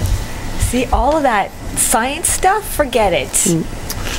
Now, the other thing I want to mention is that because I'm going into ecology, creativity, and else, spirituality came along, and that came about 12 years ago when I did my own. I went into an hermit stage where I wrote the philosophy of the school, or the ideal school that I will be able to create. So the school is based on those four philosophy, and spirituality has been very, very strong. I will really please you. For the reason is for what is actually coming up, and the world that we know compared to the world that we should know. Yeah. And so it's been very, very interesting, just by the fact of creating the school and having people that kind of follow those simple philosophy, step in, start teaching, or start doing workshops, or just walk in and participate. It's been very, very, can I say, an enrichissement. It's been very powerful. So it's not just learning to sculpture. It's self-transformation. Yes. So now to a point where I openly said the school is actually to open the door to the fourth and the fifth dimension for people, because you can mention all of those philosophy, but really the point is, learn who you are through creativity, health, spirituality, and ecology, and then just be it. And just by being it, and taking care of your whatever karma you have, and follow your own path, because through creativity and all of those means you can actually find it, and then just follow your path, and that will just open the door simply. So it's sculpting your own life, in other words, really. In a way, yeah. Okay, Luc, since you're talking like this, what's going to happen this year, 2012? It's going to be very interesting. I'm very excited. Very excited. Now, do you think there's going to be an earthquake? Do you buy in? No, I don't buy any of that, and I don't even buy what the guy was saying with the mask. I stopped watching TV, I stopped listening to the radio, stopped reading the newspaper, I stopped drinking coffee, I stopped drinking alcohol. And you're in trouble. actually, I do drink cider, apple cider. But anyway, what I mean by that is that you actually you create your own environment, and I've been watching videos online. One of them is Project Camelot. I don't know if you know. Oh, I've seen those. Yeah, so they're just fantastic, and those guys are just unbelievable, because if the world is what they tell us it is, then we're just fine. We're just beautiful human being, coming from a star, and I like that. I don't like the world I live in, to be honest. Well, I don't know what's going to happen when that Stargate opens up off the coast of Yemen. No, you don't even think about that. I know it's news, but I try not to. I try not to even hear Stay about out of the it. fear, right? Yeah. Exactly. I just avoid it. Point. Yeah. All right, Luc. Well, listen, I wish we could spend some more time, but it sounds like people who might, people might want to come and join the school and work with you and open their own door to the fifth dimension through sculpture. Yeah, I wouldn't phrase it this way, because that would freak them out. But, that's me. But that's my job. actually, I could to some people phrase it this way. We do a lot of things, because I'm a believer that anything can go. Yeah. So we have a full-scale building. We have 3 floors, each floor being 1,000 square feet. So we have artists in residence. We have painting, drawing, acoustic, Chinese painting, mosaic, framing workshops, drawing for the terrified beginner. That actually it's a hit. What was that, drawing for the terrified beginner? That's right. Yeah. That's an amazing. We have a full-scale pottery studio, full-scale sculpture studio. Yeah. We do figures. We do raku firing. We do Udu drums. I've been working with music as well, sound, and that brings us to drumming circle, jam sessions, singing bowl classes, voice healing workshops. I'm sure I forget some Kundalini yoga, Tai Chi. And then else. My wife is a naturopath, so her clinic is on the top floor. But kids, because we do kids camp, we do after school, we do school field trips, we do family clay, so grandpa and grandma can come with grandkids. So all of that, we do all of that. And it's fun. It's tiring, but it's fun. Well, it sounds like fun, and it sounds like a whole lifestyle. Full plate, yeah. For not just for you, but for anybody that wants to participate. Change. So what's the website where people can get more information if they want to find out? So lucsculpture.com, L-U-C, sculpture.com.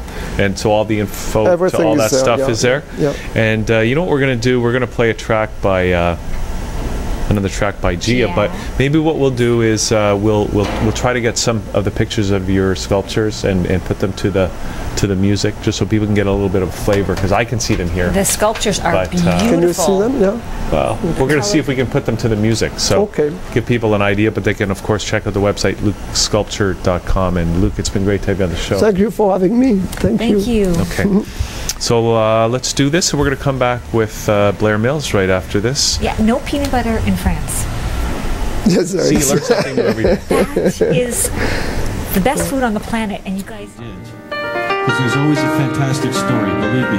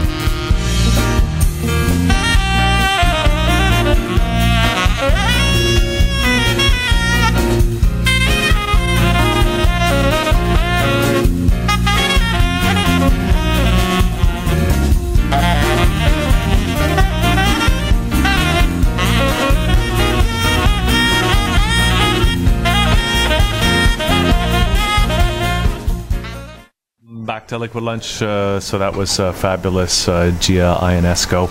That's our music today. And now we've got Blair Mills joining us. And Blair, when I got your website, I didn't know it was going to be this kind of business that you're in, but you brought a bunch of coins in, and this you've got this numismatic, which is coins, right? Correct. Not stamps. That's different. No, numismatic is the study and collection of money. Okay. Wow. All right, that's very interesting. But we're talking real money, like that. Real gold, real silver, real money, not paper. Although there are collectible bills, but they won't be as high as value as coins. Okay, because I went down to the museum at the Bank of Canada a couple years ago. Okay. And they had this giant coin.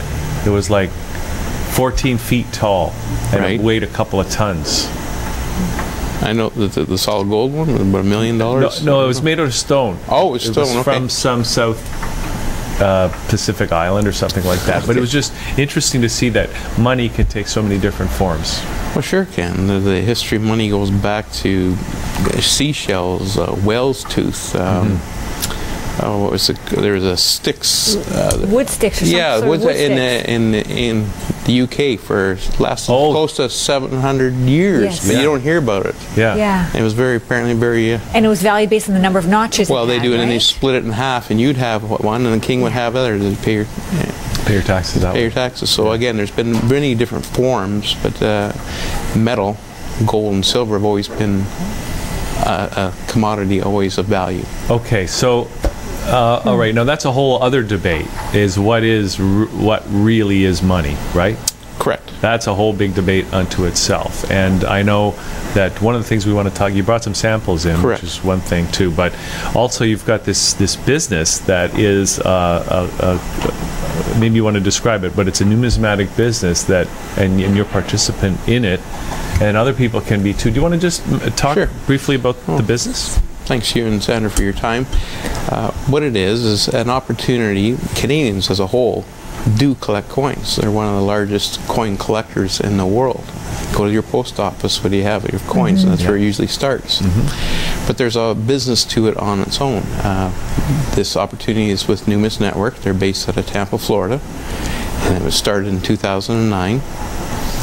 And the founders have an excellent background, or a depth, if you want to call it.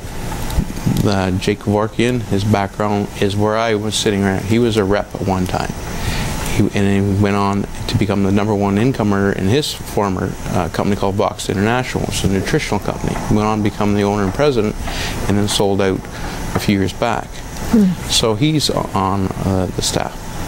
So he knows what it's like to be in the trenches.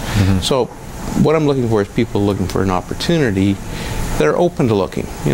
It's not for everybody, just like every opportunity that comes presenting across your table. It kind of reminds me, though, because it's in the coin business. It's an opportunity for anybody to get into that business. Sure. And there's people out there that collect coins. Correct. And it might be a perfect opportunity for them to convert their hobby into an actual business. That's it. They may not see what they currently do as a viable business model. And it may be worth their time to just check in a little deeper and find out what this has. And maybe their habit or hobby they've already done, they can turn it into their home-based business and grow it to whatever size they want. One thing about Canadians is we may be coin collectors and the smartest people on the planet, but Canadians are also extremely entrepreneurial. Correct. And, to the point we were talking about changing careers 5 times, this, who knows, you could be sitting at home watching this and not even thinking that this could be a potential career, and bang, it pops up and think, this could be an opportunity. Plus, I know this is going through people's minds right now. Everybody's got some old coins, and they're wondering, gee, is this the one that's worth $2 million, right? Correct. So well, the story about this, the famous 1933 double eagle out of the States, the world's most expensive coin. It's $7.59 million, I believe it went for. I think I might have a couple of those in a drawer. Yeah, okay. Well, 1933, they went off the gold standard in the States. Oh, right, yeah. So all the coins minted that year were remelted down. Okay. And there was a few double eagles that didn't. They got out into private and collection. Now, is it a gold coin? It's a gold coin. Wow. It's referred to as a double eagle. A single eagle back then was $10. A double eagle was $20. So its legal currency face value is only $20 because of the gold content, and now it's rarity in the marketplace. And it went to auction, and it was sold for $6.6 million. Then there's a 15% surcharge for the auction house, plus $20 for the face value of the currency.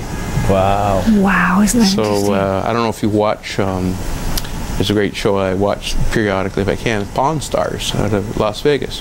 And one guy brought in one of these rare gold coins. It was a double eagle. Wow. So there's all this excitement. Is this one of these rare ones? Brought in a coin expert, looked at it, and it was, he gave his opinion, because it was just a handheld, between MS-63 and MS-64. I'll get into the details of the numbers, but there's a grading system that goes along with the coins. So he said, what's it worth? Well, I can't remember the exact number, maybe 40 or 50,000 he quoted, so the guy was all excited about it, and he bought it from him for 30,000. That's for 1 ounce of gold. Wow. So a lot of the coins have history to them, which is really unique. Are there any Canadian coins worth that much? Not to my knowledge, but give it time. Give it time.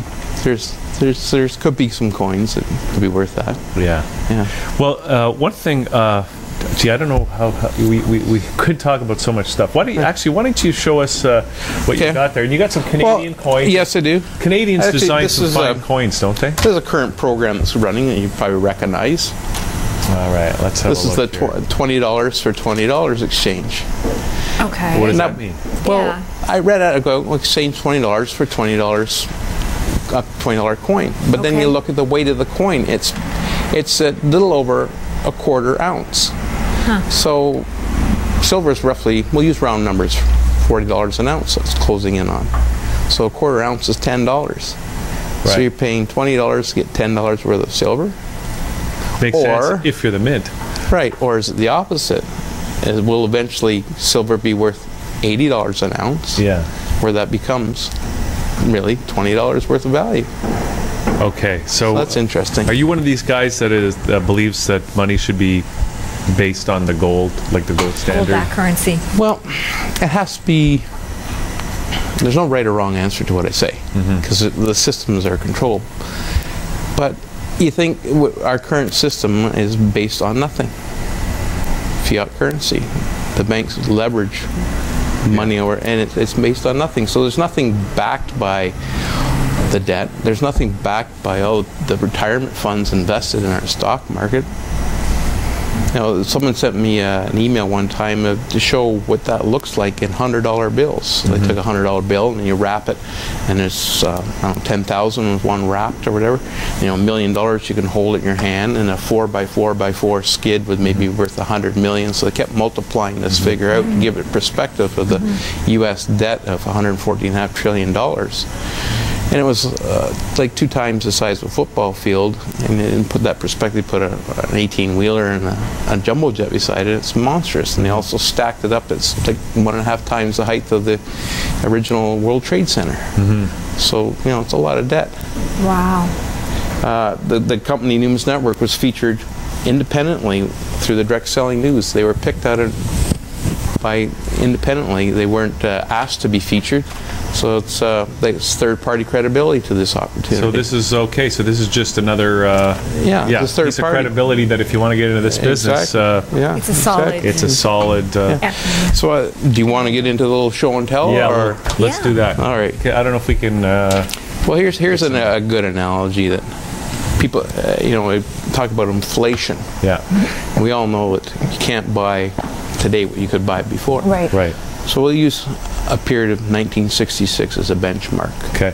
In 1966, you could go and buy a candy apple red Mustang, Ford Mustang, for $2,500 of these, or $2,500 of these as a silver dollar.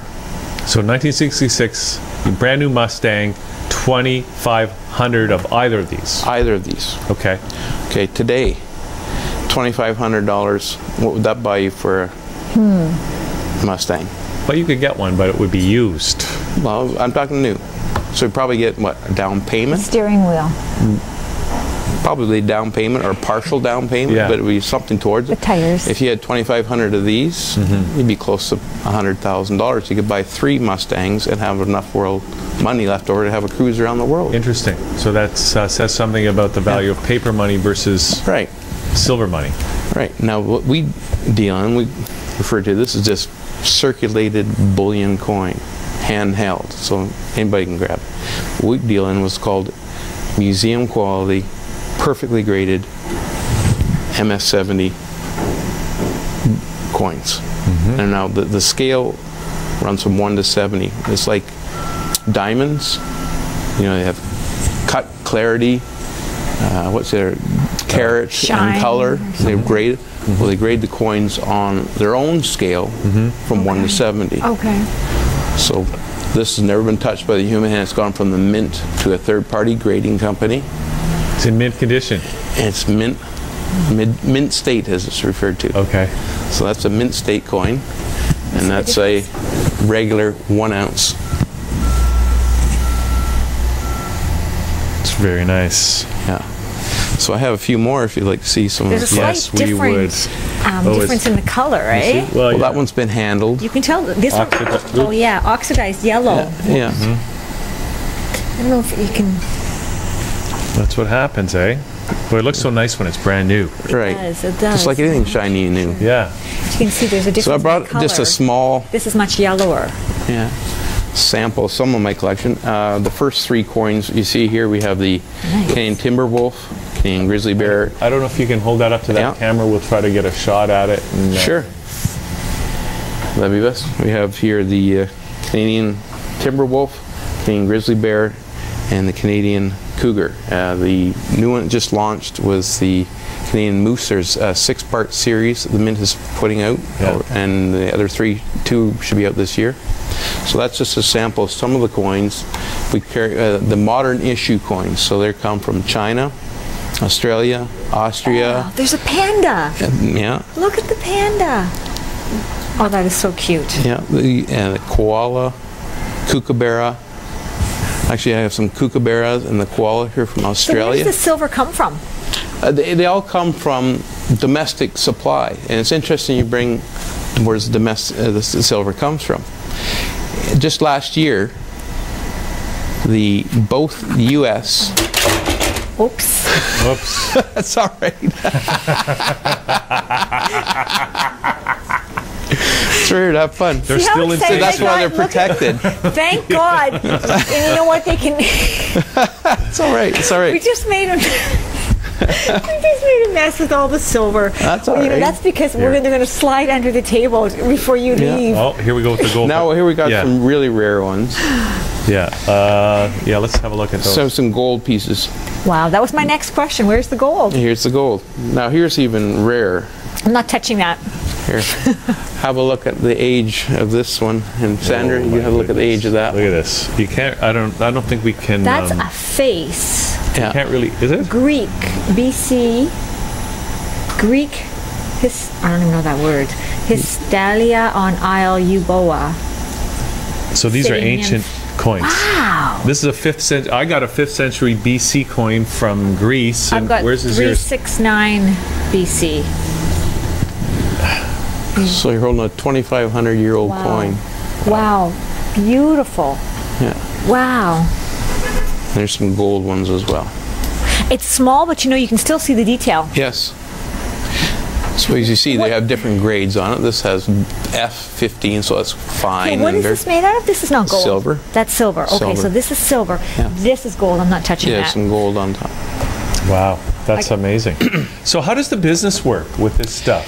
Yeah, like business is people. We have what is called the exclusive Silver Coin of the Month Club, and we have a unique guarantee that any industry doesn't have. We have a 5-year, 100% money-back guarantee. So what that means, all the coins that you purchase through our Silver Coin of the Month Club, if at the end of 5 years for some reason, whatever it may be, that you're not happy, you want to liquidate your collection, they'll be happy to buy it off you for the original price that you paid. But chances are, because these are silver coins and gold coins, that the value is going to go up. Right. And so by participating, you are really, you're building a portfolio of real assets. And correct. You could list these as assets on your balance sheet. So I wonder if this would be part of that whole financial planning thing. It should be part of. It's not be the be all end all, but it should be a part of. And you should have a mixed portfolio, they say, so it makes sense. But is that it? You're just getting a coin a month, or is there more to it than that? You can collect more than a coin a month, and they have other varieties and other coins other than just a coin a month. But just to give you some social proof, here is one of the grading company's websites, and I just printed it off, and we're just focusing on the U.S. American Eagle. And here, it was originally issued in 1986. President Reagan issued the Liberty Coin Act, and that's when they started minting the gold and silver coins for the citizens to collect. And it basically starts at the grade of 60 on up to 70. And this is current spot prices, and it's a little fine print, but you can see if you go to the 70 column and look on the 69 column, which is 1 grade difference, you can see the price variance. So if you just quickly, I know your viewers won't be able to see it. So this is really just what it's sort of market value. Is that this is looking at the historical market value of these coins that you are collecting. And you can see that the price has gone up more and the than difference in the value from a 69 to a 70. You're talking about the purity of the No, it's called the grading. Or the grading. They all are pure silver, but it's like the diamond, getting back how the diamond's graded, is how the coin's graded. Like the one that's in mint state is just going to be a higher grade than the one that's These are all what's called perfect museum quality. So there you collectible go. And that's what you're going to be getting. You are going to get a perfect museum quality. Pardon me? A 69, an MS 69. No, it may have a little scratch, a little dent somewhere. There's one little flaw that brings it down from the perfect There's score. a big difference in the value. Correct. Almost double in some. In some cases. I was looking to get a coin for my mom and dad for their anniversary, so the coin dealer had their book out. And the coin I'm looking for is the 1959 Canadian silver dollar. Now, they didn't grade as high as perfect coins back then. Nevertheless, they have the reference, and it was between a 63 and a 64. A 63 was about $125. By moving up 1 grade higher, it was close to $3,000. So this is so what I'm getting the idea that this company, besides just getting a coin of the month, you can also buy coins from the past. And yeah, we have a wide variety of assorted coins as well. Yeah, but predominantly the modern issue. The rare coins usually come out at our special events. We have we call Numis University. It's just like buying a franchise. If you bought a McDonald's franchise or any other branded name, you would then have to invest money on top of the franchise to attend university, just like they have McDonald's University. So we have our own, and we have special deals. As a matter of fact, just recently we were just down in Orlando, and this is a 10-year issue. Now you see your wow factor when you open this up. I don't know if we can get the camera on this stuff here, but whoa. What you have there. Have a look and see if we can get, but these are quarters from every state. Quarters? Every state and every territory in the U.S. They're uncirculated quarters. They've been gold plated, and it took 10 years to issue the series. So they're gold plated. So what's inside of them? They're actual regular quarters, but they were uncirculated quarters. So they never went into circulation. They were set aside for these collections, and they just gold plated them for a special set, collector set. Now I have a question, because this is an American based in Florida, but is this American centric because there are so many fabulous Canadian coins? Yes, there are. We're currently open for business in Canada, the US, the UK, and just opened in Australia, and they'll be expanding worldwide. Okay. They have we'll call it a media guru in the coin business, and this is sort of how the whole business started off. His name is Mike Mizak. He's a professional coin salesman. He sells close to $100 million a year on the home shopping network in the States. So that was part of the formula. Actually, there's a connection there with hockey. Actually, I brought a very special coin to me. And what's unique about this coin, it was minted before the Vancouver 2010 Olympics. Very low mintage. what did Canada men and women's win double gold in? Hockey.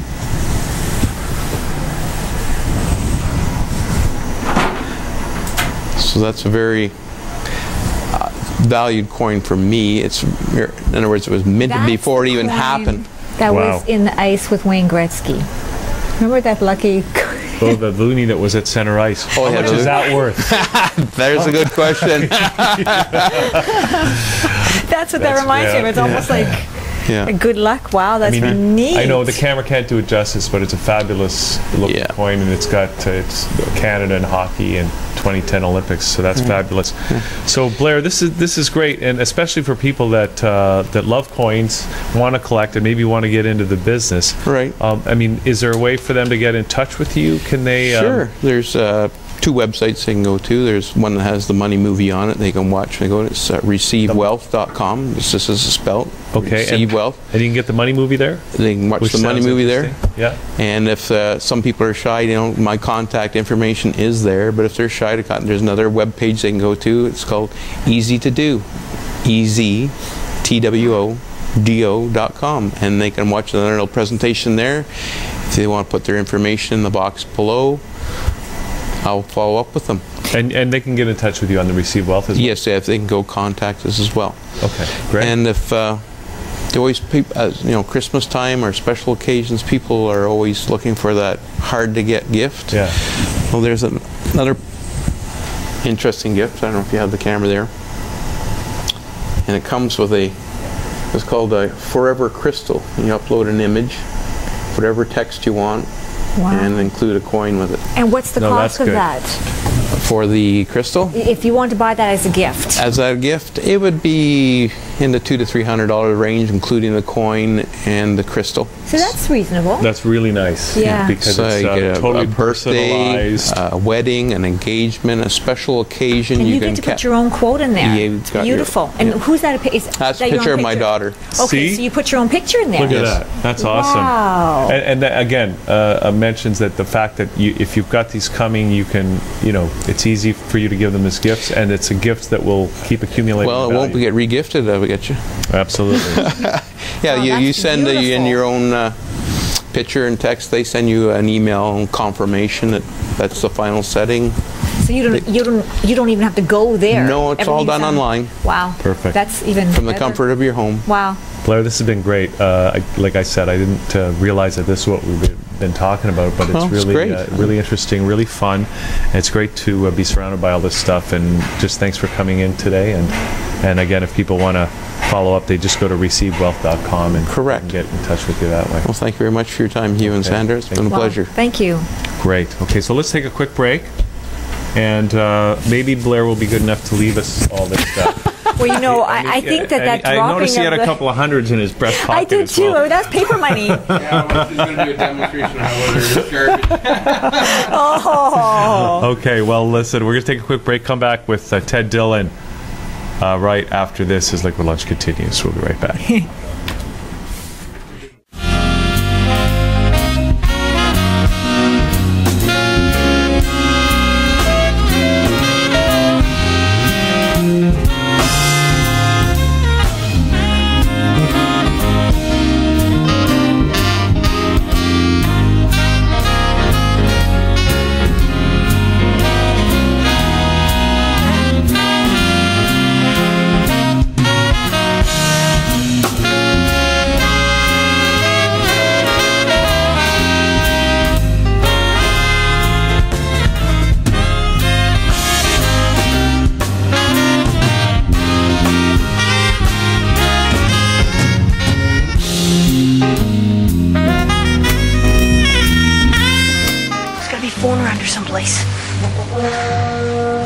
Here, use mine. You can use it to call for help, because you're going to need it.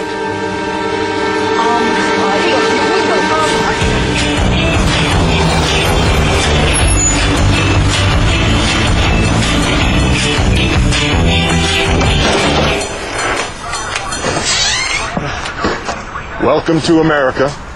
Where are you coming from and where are you going? Look, you can do what you want, but Jill told me that you got some money problems. your grandmother, right? She owes some money on a house. But you grew up there. It'd be a shame to lose it. You think about it, kiddo. But if you play your cards right, you could buy her a mansion.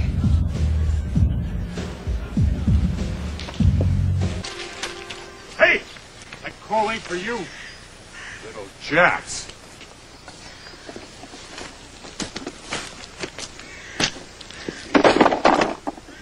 This here coal is mine. You go back down the tracks and get your own. We had her first. Leave him alone. Stay out of this, Curly. You big bully. Stop it! Hey, kid. Beat it. Hey! Ah!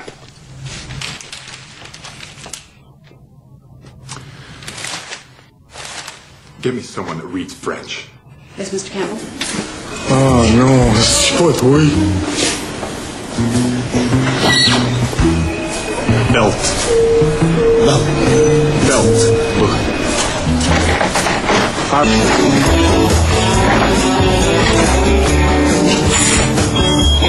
C'est Lucky? Oui, c'est moi.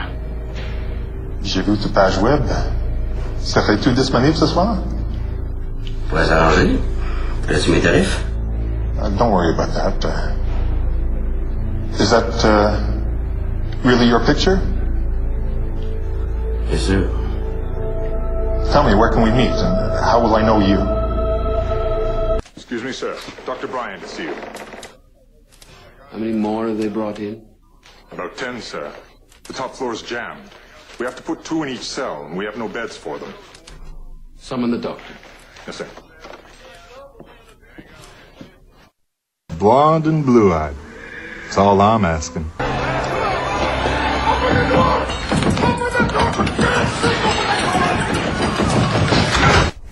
I think he is. So there we just saw the, what do you call that, Ted? The real? Shameless self-promotion. No, it's not shameless. I'm an actor.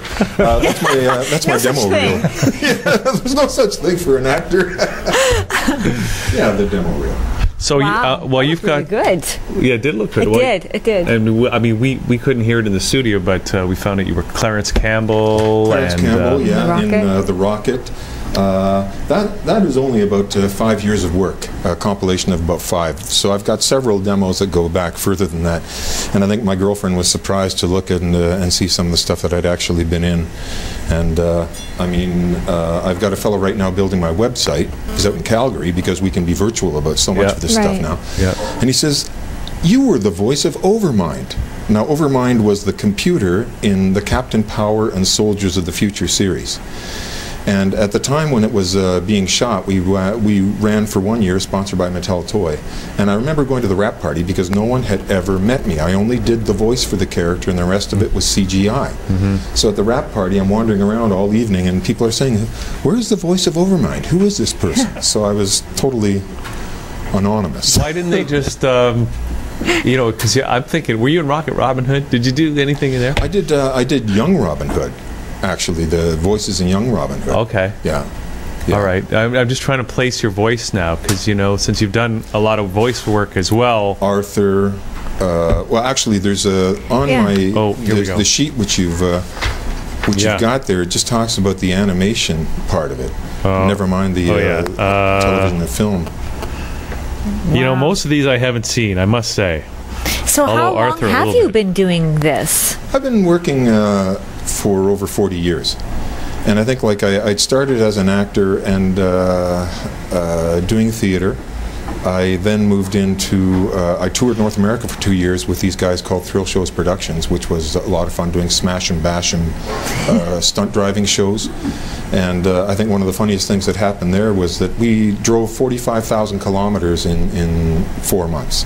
Like every night it was get in and drive, get in and drive, right across the continent. What, were you a stunt driver? I was the MC and public relations. This is where you go from fair to fair? That's right. The fairground. That's right. From Goat's Breath, Alberta to Armpit, Saskatchewan. kind of thing. Was this the first thing you did? No, I was actually a theater actor before that. But then I went to, Gi was talking about the number of degrees as artists that we get while we're not arting. Yeah. And so I got a degree in radio and television arts, and so I ended up touring for 2 years with these guys. Wow. But the curious thing was we were in a place called Plymouth, New Hampshire. And we just come down out of the Adirondacks, down the mountain. You could smell the pine. It was beautiful. We get in there, and we're all set up to do the show. Well, we're doing it on a horse track, because so many of the tracks in the fairgrounds are dirt tracks that they pack down, and then we would get out there with the cars. And it was funny, because you used to watch Dukes of Hazzard, and those guys are peeling around a corner. It's a dirt road, but you're hearing squealing tires. Well, that's they put that in Foley. Yeah. That's the technique, because your tires don't squeal on dirt.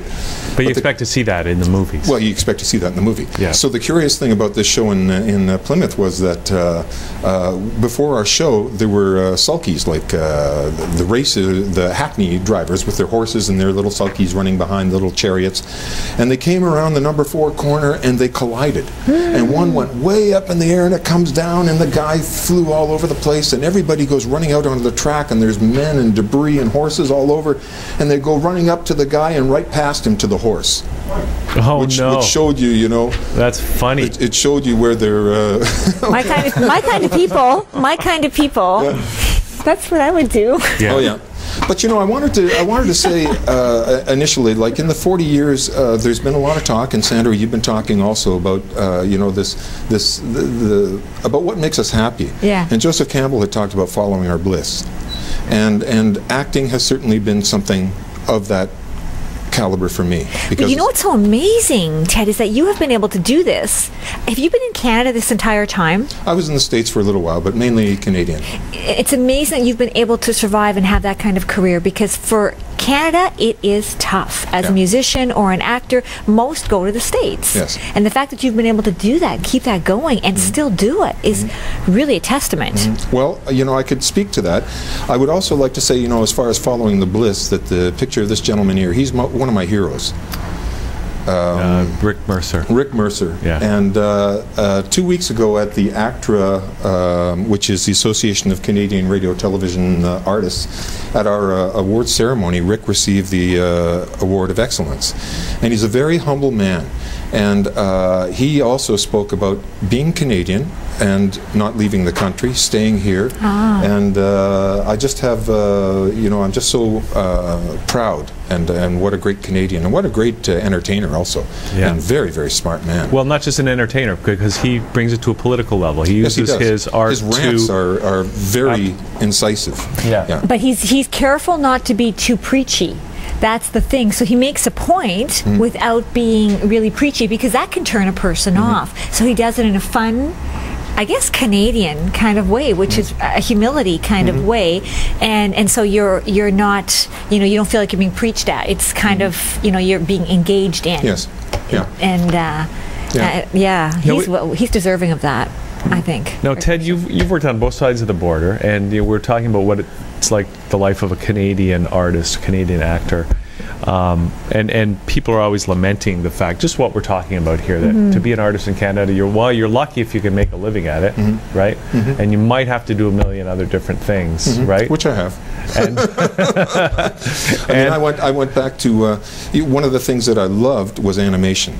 And I was living in Boston at the time, and they would fly me from Boston to Toronto to do a voice for a cartoon series at the time called Cadillacs and Dinosaurs. And I remember my nephew at one time watching some animation on television, and I can't recall what exactly it was, a Hanna-Barbera production, but I mean, there was a girl who was not a girl, she was a mannequin, like a dress mannequin, and she's spinning around, and she's blonde, and she's going, I'm a dumb me, I'm a dumb me. Well, I'm watching it with my nephew Reese and my niece Kezia, and they were like 4 and 2 years old at that time. And I said to Reese, well, what does this mean? What's he saying on television? And he looks at it and he says, well, she's a dummy. And I said, but she's blonde and she's spinning around. And he looks at his sister who's blonde and says, well, she's a dummy. So, but I mean, as a result of that at the dinner table, you know, kudos to my sister and brother-in-law, because we talked about that and actually what we see on television as popular culture. Yeah. I went then a few years after that, and I got my master's in educational programming and ended up training as a producer at the National Film Board, and I worked in children's animation. So at the same time that I'm doing the voices, I also then started to work on the production side of it. But I think the voice work has been the most phenomenal thing. Like, there was one thing, I guess, in, was it Little Lulu? I played a character called the Phantom Cyborg, and he's a vacuum cleaner that gets struck by lightning. So all of a sudden, you know, you're a mild-mannered vacuum cleaner, and then you get struck by lightning, and you just go crazy. So like with animation, you take the top of your head off, and it's just like whatever comes out. But it was the most amazing experience. There was another one I did a voice for. A film called The Green Monkey. So they needed this kind of all this vitriol and stuff like this.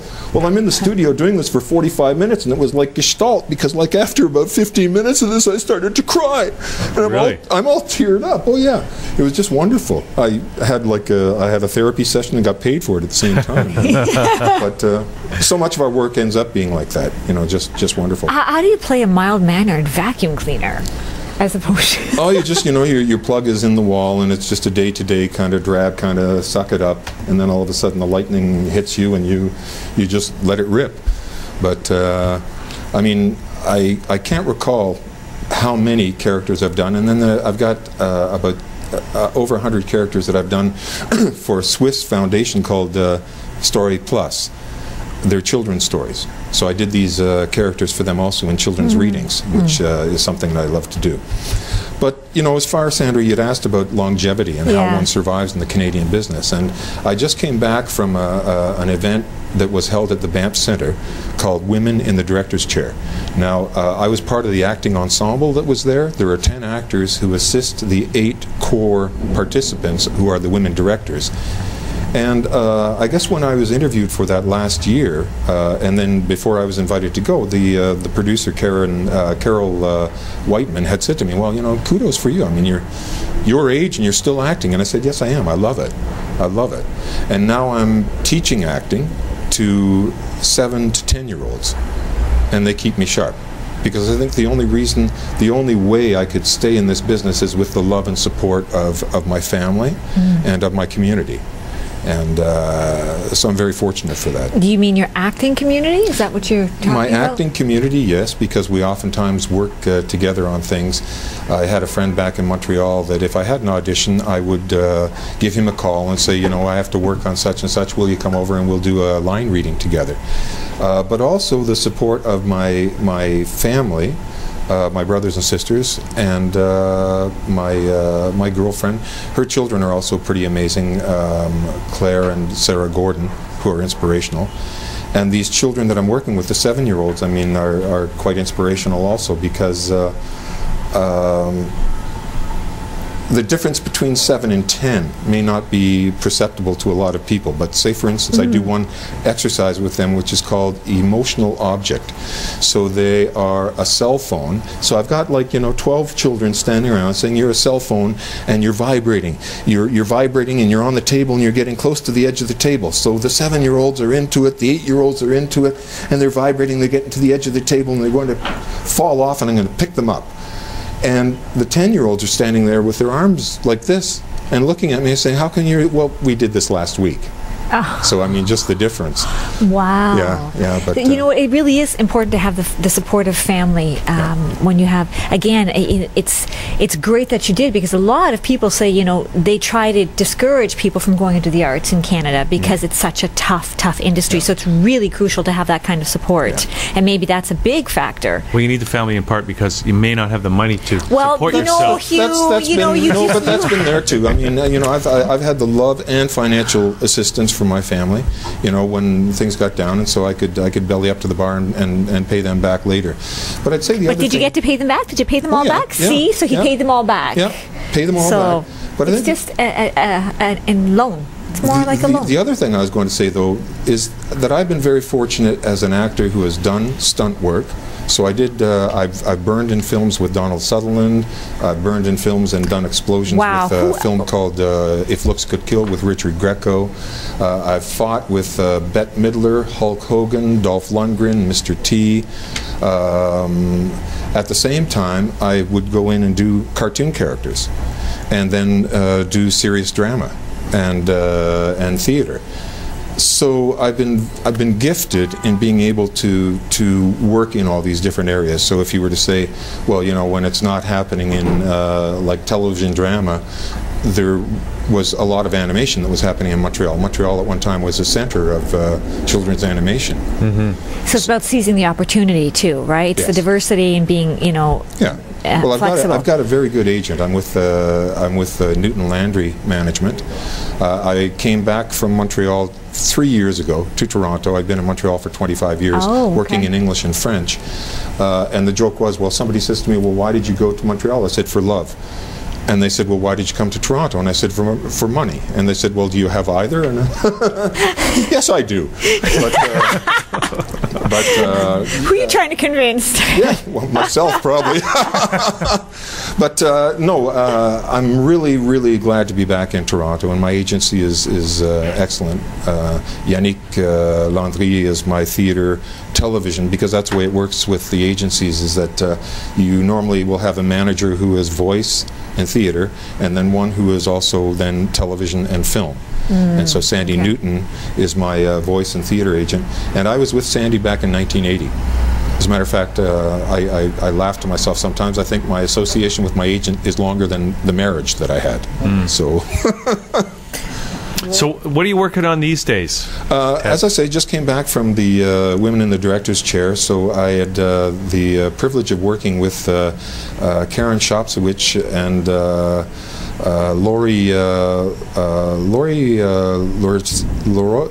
what is Laurie's last name? Laurie Lozinski. Laurie's a producer in Vancouver.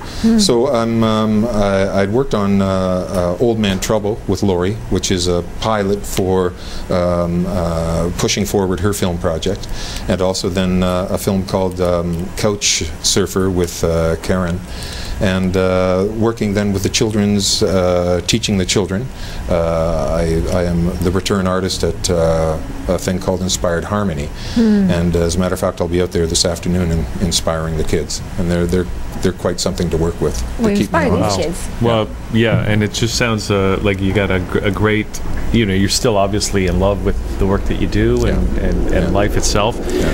And we're almost out of time, but I want to ask you about this that I see on your resume here about the farm operations being one of your interests. I grew up in southwestern Ontario. I was born here in Toronto, but then I worked as a farm laborer, priming tobacco, picking apples. I was the boat driver in the tobacco, so that's the guy who's on the tractor, so pulling wheelies around the field. And that's got to be the easy job, right? That you want to be down at picking the. Well, I mean, I did the priming, and you know, you're on the sand leaves. You're going around those leaves, and the tobacco is up to your armpits. It's black, and you take it off with pieces of wood. And I didn't realize why the first 3 days of harvest I'd always be so hyper agitated, but it was like the nicotine. It was a ginormous patch, because all it is the nicotine. A ginormous patch. You need to put the clay on yourself after that. I remember. I never actually did it, but you know, it was like a lot of guys would go do that, and then they'd show up at some social event, and they were just covered in black. Oh yeah. Did you also smell like nicotine? Oh yeah, you'd smell of it. And, oh my God. Coated in it, and crazy hours back then, because you would get a bonus at the end of harvest, so the farmer would hold back money that he was going to pay you, but you'd work like 7 days a week, getting out sometimes 4 o'clock in the morning to empty the kiln. That's where the tobacco had been drying, and they would wait for a morning when there was humidity that the leaves were supple. You'd take them out and then pile them onto a tractor, and then take them into where they would load them take to the factory, where they would then be stored. But so I mean, that was part of it, working on a farm also down in Cape Breton, milking cows by hand. And so I mean, that whole thing about the farm. And we've been talking earlier that I'm a licensed fisherman and hunter. I enjoy both those things, and I've kayaked through the Yukon and Alaska, and through parts of Quebec. So I love outdoor activity. It begs the question: who's going to play you in the movie when they make it? They're going to do it in CGI. Oh yeah. Donald Sutherland will play you. Oh yeah. Well, actually, maybe one of his grandchildren, I guess. Oh yeah. So a lot of people have said to me over the years, "You look like Christopher Reeves," and I mean, Christopher Reeves would be a great hero. What a terrific. You know what? man. That's I can see that actually. Yeah. Wow. But would not be able to play him for. You know, for his life. What a tragic life, but he bore it so. Absolutely. You know, with such strength. Actually, I think what a heroic life. Yeah. Actually. Yeah.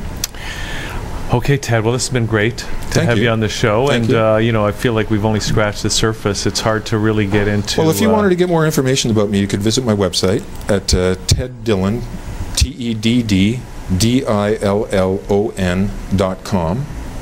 And there's outtakes like the camera demo that you saw. There's also voice demos of narration that I do for corporations, commercials, e-learning, children's narration, and also there's an opportunity for people who would like to be associated to bring me their business, for which they would get a piece of the business. Just like if I was to produce it, they could be an agent. The internet is just wonderful, and I have to commend the two of you. I mean, this is radio that's not radio. I mean, it's so much more with the portal of the internet. Well, it just that's what the internet was for, to give Canadian actors and artists the opportunity to barely scratch a living. And scratch more. And scratch more. Scratch just a little bit deeper. Absolutely. So thanks for coming in. Great pleasure to meet you and chat with you. Good luck, continued success. Thank you. And we'll look for you on TV. Excellent. Wow. On the radio. That would be so cool to burn with Donald Sutherland. Who would you want to burn with? Oh, he was a nasty character, though. Oh, no, not Donald, but my character. It was an abusive father in a film called Natural Enemy. And I'm laying on the bed, half drunk, and I'm just wearing my pants, and the boy comes to the door with a vase, and he starts to pour the water on the floor. Well, it's not water. He stands there and then lights a match. And what he does, it's naphtha, and he burns me. Wow. Because I was such a nasty father. But, what a fun scene that would be to play. Yeah, it was. Wow. Yeah, it was. Well, we'll have to look for that. Yeah. Okay, Sandra. That was a fabulous show. It was amazingly fast. And jam-packed. And it was so jam-packed. We did so much and talked to so many great people. It was amazing energy another today. Milestone. Thank you so much. Thank you. Awesome. Good job.